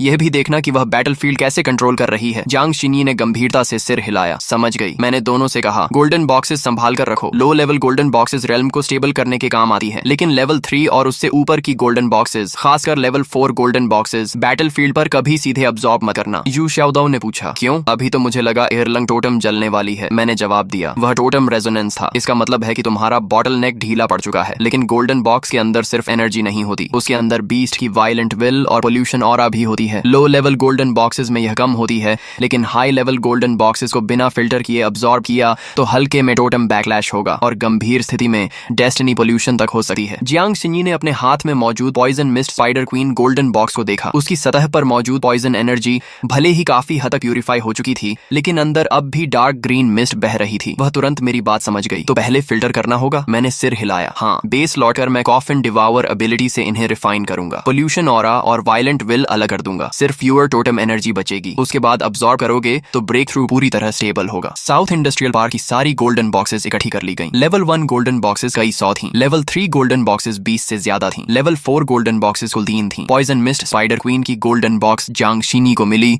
और दोनों आयरन आर्मर्ड लिजर्ड्स की गोल्डन बॉक्सेस चू शाओदाओ को। तभी ले जान का वीडियो कॉल आ गया। स्क्रीन पर वह ड्रोन फुटेज देख रहा था और साफ लग रहा था कि उसने राहत की सांस ली है। Mister Chin, south industrial park beast nest पूरी तरह साफ हो चुका है। है। नॉर्थ डिस्ट्रिक्ट कैंप पर केमिकल पोल्यूशन का खतरा भी खत्म हो गया। आपकी और आपके दोनों साथियों की मदद के लिए धन्यवाद। मैंने सिर हिलाया। वैसे भी इन्हें रियल कॉम्बैट ट्रेनिंग की जरूरत थी। लेई जान कुछ पल के लिए चुप रह गया, फिर कड़वी मुस्कान के साथ बोला, मिस्टर चिन मजाक कर रहे हैं। मिलिट्री के लिए यह एक हाई रिस्क नेस्ट था। मैंने चू शाओदाओ और जंग शिन्यी की ओर देखा। अभी अभी की लड़ाई के बाद उनकी ऑरा पहले से कहीं ज्यादा मजबूत और स्थिर लग रही थी। इस ट्रेनिंग का रिजल्ट उम्मीद से बेहतर था। मैंने लेई जान से कहा, आगे अगर इसी तरह के लेवल 4 या उससे ऊपर के 20 नेस्ट्स मिले तो कोऑर्डिनेट्स सीधे हमें भेज देना। जब तक वे हमारे प्लान से नहीं टकराते हम उन्हें हैंडल कर लेंगे। लेई जान ने तुरंत सिर हिलाया, समझ गया। कम्युनिकेशन खत्म होने के बाद मैंने दूर धीरे धीरे छोटी ब्लैक मिस्ट की ओर देखा। साउथ इंडस्ट्रियल पार्क तो बस शुरुआत ही। जांगजो के आसपास अभी भी अनगिनत बीस्ट नेस्ट्स मौजूद थी। आम सर्वाइवर्स के लिए वे डेथ जोन्स थीं, लेकिन हमारे लिए वे सबसे अच्छे ट्रेनिंग ग्राउंड्स थे। लेकिन अभी और हंटिंग का समय नहीं था। शू शाओदाओ और जांग शिन्यी अभी अभी एक कठिन बैटल से निकले थे। उनके बॉटल नेक्स टूट चुके थे। अब समय था कि हाथ में मौजूद गोल्डन बॉक्सेस को सचमुच अपनी ताकत बनाया जाए। ब्लैकस्टोन बेस लौटने के बाद मैंने दाहिना हाथ उठाया। मेरी पीठ पर 9 ड्रैगन कॉफिन हल्की गर्म होने लगी। कॉफिन डिवावर एबिलिटी सक्रिय हो गई। ब्लैक कॉफिन की शैडो मेरे पीछे एक पल के लिए चमकी। तीनों लेवल 4 गोल्डन बॉक्सेस से काली धुंध की पतली लहरें निकलने लगी। यही पोल्यूशन ऑरा और वायलेंट विल थी जो बीस्ट गोल्डन बॉक्सेस में बची हुई थी। अगर कोई सामान्य अवेकनर इन्हें अब्सॉर्ब करता तो उसे अपनी विल पावर से इनका सामना करना पड़ता। सफल हुआ तो स्ट्रेंथ बढ़ती, असफल हुआ तो टोटम बैकलैश होता। लेकिन 9 ड्रैगन कॉफिन के सामने ये पोल्यूशन ऑरा सबसे अच्छा फूड थी। ब्लैक कॉफिन हल्के से कांपी और सारी इंप्यूरिटीज निकल गई। तीनों गोल्डन बॉक्सेस की लाइट पहले से कहीं ज्यादा प्योर हो गई। मैंने दोनों iron armoured lizard golden boxes Chu Shaodao को दी और poison mist spider queen golden box Zhang Xinyi को। चू शाओदाओ ने गोल्डन बॉक्सेस लेते हुए हंसकर कहा, थैंक्स ब्रदर लाई। जांग शिन्यी ने भी धीरे से कहा, धन्यवाद। अगले ही पल दोनों ने गोल्डन बॉक्सेस अब्सॉर्ब करना शुरू कर दिया। चू शाओदाओ में सबसे पहले बदलाव आया। उसकी दाहिनी बांह पर एर्लांग डिवाइन लॉर्ड टोटम जीवित होती हुई प्रतीत हुई। उसके माथे के बीच में एक पतली दरार खुली। उसके भीतर से गोल्डन डिस्ट्रक्शन लाइट छोड़ती हेवनली आई की शैडो धीरे धीरे खुलने लगी। उसके पीछे खड़ा आर्मर पहने एर्लंग डिवाइन लॉर्ड एवटार पहले से कहीं अधिक वास्तविक हो गया। दूसरी ओर जैंग शिन्यी का परिवर्तन और भी अद्भुत था। Poison mist spider queen golden box की energy 9 heavens mystic maiden totem द्वारा धीरे धीरे प्यूरिफाई होकर अब्सॉर्ब की जा रही थी। डार्क ग्रीन एनर्जी उसके शरीर में प्रवेश करते ही प्योर व्हाइट मिस्टिक लाइट में बदल रही थी। उसके पीछे 9 हेवंस मिस्टिक मेडन टोटम 6 विशाल व्हाइट एनर्जी विंग्स में बदल गया। उसके हाथ में एक नई मिस्टिक हेवन डिवाइन सोर्ड बनने लगी जो ठंडी डिवाइन ऑरा छोड़ रही थी। आधे घंटे बाद दोनों की ऑरा एक साथ उफान मारने लगी। शू शाओदाओ ने सबसे पहले आंखें खोली। उसकी स्ट्रेंथ लेवल 4 अर्ली स्टेज से लेवल 4 मिड स्टेज, फिर लेवल 4 लेट स्टेज तक पहुंची और आखिर में लेवल 4 पीक पर स्थिर हो गई। जांग शिन्यी की ऑरा भी लगातार बढ़ती रही। उसका 9 हेवंस मिस्टिक मेडन एवटार और अधिक वास्तविक होता गया। अंत में वह भी लेवल 4 पीक पर पहुंच गई। शू शाओदाओ उत्साह में जमीन पर मुका मार बैठा। धड़ाम, अलॉय फ्लोर पर एक गड्ढा बन गया। वाह, यही है लेवल 4 पीक। मुझे लग रहा है मैं अभी किसी को भी हरा सकता हूँ। जांग शिन्यी ने भी आंखें खोली। वह शू शाओदाओ जितनी ओवर एक्साइटेड नहीं थी, लेकिन उसकी आंखों में भी खुशी साफ दिखाई दे रही थी। 9 हेवंस प्यूरिफिकेशन डोमेन का एरिया 3 गुना बढ़ गया है। अगर दोबारा बड़े स्तर पर पॉइजन, मियाज्मा या मेंटल पोल्यूशन वाले बीस्ट्स मिले तो मैं एक पूरा सेफ जोन बना सकती हूँ। मैंने संतोष से सिर हिलाया। तभी लेई जान का वीडियो कॉल फिर आ गया। स्क्रीन पर वह हम तीनों को देख रहा था और उसकी आंखों में छिपा हुआ शौक साफ दिखाई दे रहा था। Mister Chin, south industrial park का हाई रिस्क नेस्ट पूरी तरह समाप्त हो चुका है। नॉर्थ डिस्ट्रिक्ट कैंप पर दबाव काफी कम हो गया है। ड्रैगन मार्शल ने विशेष धन्यवाद भेजा है। मैंने केवल ठीक है कहा। कॉल समाप्त होने के बाद चू शाओदाओ ने आलस से अंगड़ाई ली। ब्रदर लाई, कल फिर मॉन्स्टर हंट पर चलेंगे। मैंने स्क्रीन पर लगातार आते नेशनल बीस्ट अलर्ट्स को देखा और धीरे से कहा, जांगजो के आसपास अभी जल्दबाजी की जरूरत नहीं। अब समय आ गया है कि दूसरे वॉर जोन्स की स्थिति भी देखी जाए। ब्लैकस्टोन बेस के अंडरग्राउंड कमांड रूम में अभी अभी national high level beast intelligence system का नया डेटा फीड जुड़ा था। नेटवर्क लगातार पागलों की तरह रेड अलर्ट रिफ्रेश कर रहा था। जियांगजो के आसपास मौजूद कई हाई रिस्क टाइड स्नो क्षेत्रों को हम साफ कर चुके थे। शू शाओदाओ और जियांग शिंगई भी रियल कॉम्बैट में ब्रेक थ्रू करके लेवल 4 पीक तक पहुंच गए थे, लेकिन यह अभी भी काफी नहीं था। स्क्रीन पर ड्रैगन नेशन के लगभग सभी बड़े वॉर जोन्स में इमरजेंसी की स्थिति थी। Beijing, north west, southern coast, हर जगह नए रेड अलर्ट दिखाई दे रहे थे। उनमें सबसे ज्यादा चुभने वाला साउथ वेस्ट माउंटेन रेंज के ऊपर मौजूद वह एबनॉर्मल थंडर क्लाउड था। शू शाओदाओ मुंह में आधी बीफ जर्की दबाए देख रहा था और उसकी स्कैल्प तक सुन्न हो गई। लाई गे, ये तो हद से ज्यादा है। जियांगजो अभी संभला ही था और बाकी जगह फिर से फट गई। जियांग शिंगई विशाल स्क्रीन के सामने खड़ा था। उसकी नजर साउथ वेस्ट रीजन पर टिकी थी। वहां एक चमकता हुआ रेड डॉट लगातार हाई फ्रीक्वेंसी पर ब्लिंक कर रहा था। हर बार उसके ब्लिंक करने पर आसपास मिलिट्री डिफेंस लाइन को दर्शाने वाले ब्लू मार्कर्स थोड़े और फीके पड़ जाते। उसकी आवाज गई। स्क्रीन पर उसका चेहरा बेहद थका हुआ था। कॉम्बैट यूनिफॉर्म पर गन पाउडर और कीचड़ के निशान लगे हुए थे। Mister Chin, south west war zone emergency support की रिक्वेस्ट करता है। लेई जान ने तेजी से फ्रंटलाइन फुटेज खोल दी। अगले ही पल विशाल स्क्रीन साउथ वेस्ट बैटलफील्ड के रियल टाइम दृश्य में बदल गई। वह पहाड़ों के सहारे बसा एक माउंटेन सिटी था। भारी थंडर क्लाउड पूरे शहर के ऊपर दबाव बनाकर छाए हुए थे। मूसलाधार बारिश हो रही थी, लेकिन वह साधारण बारिश नहीं थी। बारिश में ब्लैक फॉग, पोल्यूशन और ब्लू पर्पल इलेक्ट्रिक आर्क्स मिले हुए थे। वे आर्मर्ड व्हीकल्स पर गिरकर कान फाड़ देने वाली आवाज निकाल रहे थे। सड़कों पर जमा पानी अब एक विशाल कंडक्टिव नेटवर्क बन चुका था। टैंकों के अवशेष सड़क किनारे पड़े थे। अनगिनत सैनिक थंडर पॉइजन एक्सपोजर का खतरा उठाकर सर्वाइवर्स को नॉर्थ टनल की ओर इवैक्यूएट कर रहे थे। कैमरा हिला तो एक युवा सैनिक बेहोश छोटी लड़की को गोद में लिए इवैक्यूएशन व्हीकल की ओर पूरी ताकत से दौड़ता दिखाई दिया। लड़की का चेहरा सफेद पड़ चुका था। वह अपनी बाहों में बारिश से सड़ चुकी आधी गुड़िया को कसकर पकड़ी थी। जल्दी, पहले बच्चे को गाड़ी में चढ़ाओ। युवा सैनिक ने लड़की को वाहन के अंदर पहुंचाया ही था कि उसके पैरों के नीचे का पानी अचानक ब्लू पर्पल इलेक्ट्रिक आर्क से चमक उठा। सावधान! पास खड़ा एक बुजुर्ग सैनिक रोते हुए उसकी ओर झपटा और उसे जोर से वाहन के दरवाजे की तरफ धक्का दे दिया। अगले ही पल बिजली फट पड़ी। बुजुर्ग सैनिक पूरी तरह थंडर लाइट से उछल गया और जोर से खंडहर में जा गिरा। उसकी प्रोटेक्टिव सूट से सफेद धुआं निकल रहा था, लेकिन उसकी उंगलियां अब भी कॉन्वॉय की दिशा में इशारा कर रही थीं। मेरी मत सुनो, बच्चे को पहले ले जाओ। वाहन के अंदर छोटी लड़की जाग गई। वह खिड़की से चिपकर बारिश में गिरे उस सैनिक को देख रही थी और उसकी आवाज रोते रोते बैठ गई थी। अंकल! तुरंत 2 रियर गार्ड सैनिक शेल्टर से बाहर निकले और उसे वापस खींचने दौड़े, लेकिन पानी में इलेक्ट्रिक आर्क्स अब भी पागलों की तरह फैल रहे थे। उनमें से एक जैसे ही पानी में घुसा, उसके पीछे का आर्मर स्पार्क्स छोड़ने लगा और वह घुटनों के बल गिर पड़ा। मेडिक की आंखें लाल हो गईं और वह चीखने लगा। कॉन्वॉय कमांडर ने मुठियां कस लीं। उसकी आंखें भी लाल थीं, लेकिन उसने दांत भींचकर आदेश दिया, अंतिम इवैक्यूएशन कॉन्वॉय आगे बढ़ेगा। रियर गार्ड रेस्क्यू करेगी। मेडिकल टीम सपोर्ट के लिए तैयार रहे। सभी वाहन आगे बढ़ो। अगर हम रुके तो सभी लोग थंडर फील्ड में खत्म हो जाएंगे। शू शियाओदाओ के मुंह की बीफ जर्की मेज पर गिर गई। उसके चेहरे की सारी मुस्कान गायब हो चुकी थी। जियांग शिंगई की आंखें भी ठंडी पड़ गईं। कैमरा और दूर गया। शहर के किनारे एक विशालकाय मॉन्स्टर खंडहरों के बीच सीधा खड़ा धीरे धीरे आगे बढ़ रहा था। उसकी ऊंचाई 80 मीटर से ज्यादा थी। वह किसी विशाल छिपकली की तरह दिखता था, लेकिन किसी भी छिपकली से कहीं ज्यादा भयानक था। उसके पूरे शरीर पर blue black thunder pattern scales थे। हर कदम के साथ जमीन पर इलेक्ट्रिक आर्क चेन्स फट पड़ती थीं। एक आर्मर्ड व्हीकल समय पर पीछे नहीं हट पाया और उसकी पूंछ के एक झटके से उड़ गया। घूमता हुआ 3 इमारतों से जा टकराया। लेई जान ने गंभीर स्वर में कहा, target code name thunder spirit giant lizard. वर्तमान अनुमान के अनुसार यह level 6 initial stage mutant beast है। यह south west red moon rift से बाहर निकला है और लगातार 3 डिफेंस लाइंस नष्ट कर चुका है। इसकी वर्तमान गति के अनुसार अधिकतम 15 मिनट में इसका थंडर फील्ड अंतिम इवैक्यूएशन पैसेज को भी कवर कर लेगा। स्क्रीन पर 976 लाइफ सिग्नल्स दिखाई दे रहे थे। वे नॉर्थ इवैक्यूएशन रूट पर घने रूप से जमा थे। हर ग्रीन लाइट एक ऐसे इंसान का प्रतिनिधित्व कर रही थी जो अभी तक बाहर नहीं निकल पाया था। मैं थंडर स्पिरिट जायंट लिजर्ड को घूरता रहा। हर बार जब वह थंडर मैग्मा उगलता, उसकी चेस्ट बोन के नीचे ब्लू पर्पल लाइट चमक उठती। बहुत संभव था कि वही उसका कोर हो। उसी समय मेरी पीठ पर 9 ड्रैगन्स पुलिंग कॉफिन टैटू हल्का गर्म होने लगा। ब्लैक कॉफिन के भीतर पहली स्टार रेनबो चेन में हल्का कंपन हुआ। वह उस गोल्ड बॉक्स की चाह कर रही थी। अगर मैं उसे हासिल कर लूं तो पहली चेन पूरी तरह स्टेबलाइज हो जाएगी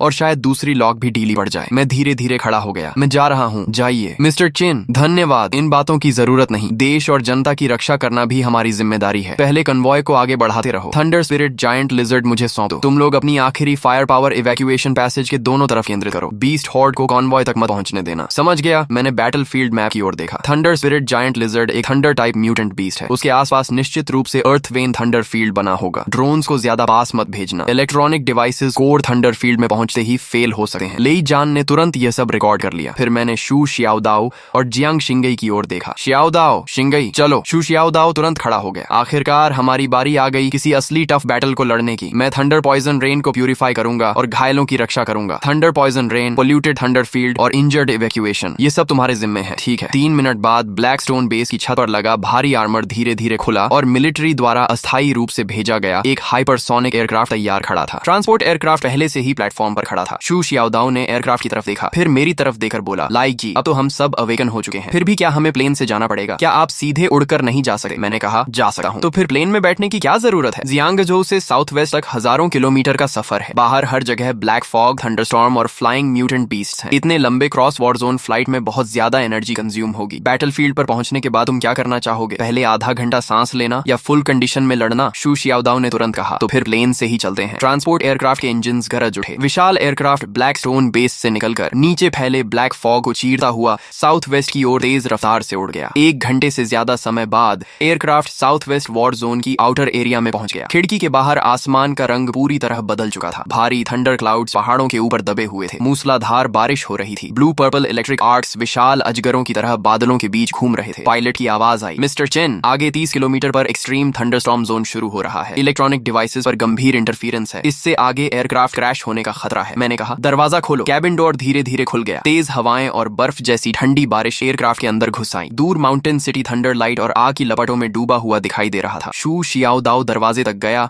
और 1000 मीटर नीचे की ऊंचाई पर नजर डालकर मुस्कुराया। ऐसी एंट्री ही इस यंग मास्टर को शोभा देती है। नेजा! धमाके के साथ 3 सिर और 6 भुजाओं वाला नेजा धर्मा फॉर्म उसके पीछे प्रकट हुआ। Fire tipped spear, universe ring और रेड आर्मिलरी सैश की परछाइयां एक एक करके उभर आईं। शू शियाओदाओ विंड फायर व्हील्स पर खड़ा हुआ और एयरक्राफ्ट से छलांग लगा दी। लाल आग की एक लकीर थंडर स्टॉर्म को चीरती हुई साउथ वेस्ट माउंटेन सिटी की ओर गिरने लगी। वह जलते हुए मीटियर की तरह नीचे जा रहा था। मॉन्स्टर्स, तुम्हारा यंग मास्टर आ गया। दूसरी ओर जियांग शिंगई के 6 पंख फैल गए। शुद्ध सफेद डिवाइन लाइट बारिश के बीच एक साफ क्षेत्र बनाती हुई फैल गई और मैं एयरक्राफ्ट के दरवाजे पर खड़ा था। मेरी पीठ पर 9 ड्रैगन्स पुलिंग कॉफिन टैटू हल्का कांप रहा था। ब्लैक क्रिस्टल एयर फ्लो मेरे पैरों के नीचे इकट्ठा होने लगा। अगले ही पल मैंने भी एयरक्राफ्ट से कदम बाहर रख दिया। तेज हवाएं चेहरे से टकराईं। ब्लैक फॉग उफनने लगा। मैं ब्लैक क्रिस्टल एयर फ्लो पर खड़ा 1000 मीटर की ऊंचाई से तेजी से नीचे उतरने लगा। नीचे साउथ वेस्ट माउंटेन सिटी जल रहा था। थंडर स्पिरिट जायंट लिजर्ड का विशाल शरीर शहर के किनारे खड़ा धीरे धीरे सिर उठा रहा था। उसे शायद हमारे आने का एहसास हो गया था। उसकी ब्लू पर्पल आंखें आसमान पर टिकी हुई थीं। उसके मुंह में जमा ब्लू पर्पल थंडर मैग्मा सीधे नॉर्थ डिस्ट्रिक्ट इवैक्यूएशन पैसेज की ओर निशाना साधे हुए था। वहां अंतिम ट्रांसपोर्ट व्हीकल अभी टनल में दाखिल नहीं हुई थी। मैंने उस लेवल 6 म्यूटेंट बीस्ट की तरफ देखा और धीमी आवाज में कहा, साउथ वेस्ट बैटलफील्ड, मैं पहुंच गया हूं। साउथ वेस्ट माउंटेन सिटी के ऊपर थंडर क्लाउड इतने नीचे झुके थे जैसे आसमान जमीन पर गिरने वाला हो। बारिश ऐसे बरस रही थी जैसे पूरा आकाश उलटकर नीचे उड़ेल दिया गया हो। बारिश में ब्लैक फॉग पोल्यूशन और ब्लू पर्पल इलेक्ट्रिसिटी मिली हुई थी। आर्मर्ड व्हीकल्स पर गिरते ही वे कान फाड़ देने वाली आवाजें निकाल रही थीं। सड़क पर जमा पानी किसी ऐसे कंडक्टिव नेटवर्क में बदल चुका था जो किसी को भी निगल सकता था। दूर थंडर स्पिरिट जायंट लिजर्ड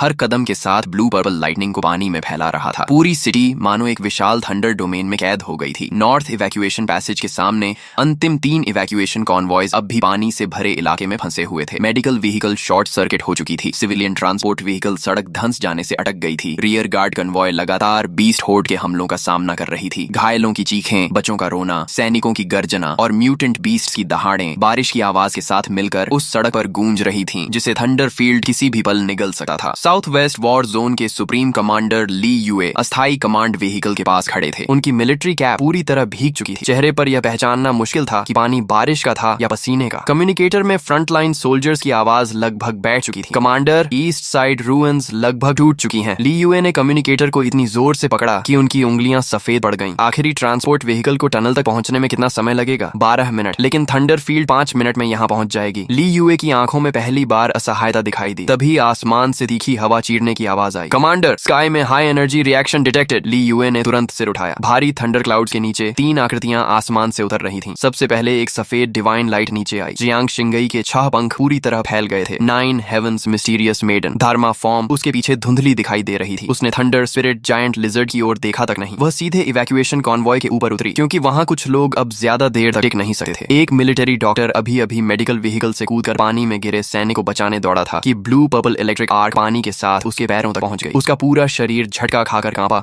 और वह घुटनों के बल पानी में गिर पड़ा। वाहन के अंदर से डरे हुए बच्चों की आवाज आई, डॉक्टर अंकल! थंडर फील्ड के प्रभाव से म्यूटेंट बीस्ट पूरी तरह पागल हो चुके थे। वे लगातार इवैक्यूएशन लाइन पर टूट पड़े। शू शियाओदाओ की फायर लाइन बीस्ट हॉर्ड के दबाव में 1 मीटर, 2 मीटर, 3 मीटर पीछे खिसक गई। तभी एक लेवल 4 थंडर आर्मर बीस्ट आग को चीरता हुआ उसकी ओर दौड़ा और जोरदार टक्कर मार दी। शू शियाओदाओ कई मीटर पीछे फिसल गया। उसके पीछे सिविलियन ट्रांसपोर्ट व्हीकल खड़ी थी। वाहन के अंदर से बच्चों के रोने और बुजुर्गों की दबाई हुई खांसी की आवाजें आ रही थीं। उसने नीचे देखा। दोनों हाथ टक्कर से सुन्न हो चुके थे। अगले ही पल उसने फायर टिप्ड स्पीयर को पूरी ताकत से जमीन में गाड़ दिया। लाल आग भाले के चारों ओर विस्फोट की तरह फैल गई। आगे बढ़ना चाहते हो? पहले इस यंग मास्टर के भाले से पूछो। नेजा धर्मा फॉर्म फिर से पूरी तरह प्रकट हो गया। 3 सिर और 6 भुजाएं इवैक्यूएशन पैसेज के सामने दीवार बनकर खड़ी हो गईं। लाल फायर लाइन दोबारा जल उठी और बीस्ट हॉर्ड को जबरदस्ती 30 मीटर दूर रोक दिया। ली यूए तुरंत संभल गए और जोर से चिल्लाए, सभी सपोर्ट टीम्स सिविलियन स्टाफ की सहायता करें। आउटर डिफेंस लाइन को स्थिर रखो। सभी लोगों को सेफ जोन में पहुंचाओ। कन्वॉय आगे बढ़ती रहे। जो इवैक्यूएशन पैसेज कुछ समय पहले टूटने की कगार पर थी उसे जियांग शिंगई और शू शियाओदाओ ने जबरदस्ती स्थिर कर दिया। शू शियाओदाओ के पीछे नेजा धर्मा फॉर्म पूरी तरह उभर आया। Fire tipped spear, universe ring और रेड आर्मिलरी सैश की 3 विशाल परछाइयां उसकी 6 भुजाओं के बीच घूम रही थीं। उसने पीछे मुड़कर कन्वॉय की ओर देखा। एक छोटी लड़की भीगे हुए कपड़े की गुड़िया को सीने से लगाए खिड़की के पीछे खड़ी थी। उसकी आंखों से लगातार लगातार आंसू बह रहे थे। शू शियाओदाओ के चेहरे की मुस्कान एक पल के लिए गायब हुई।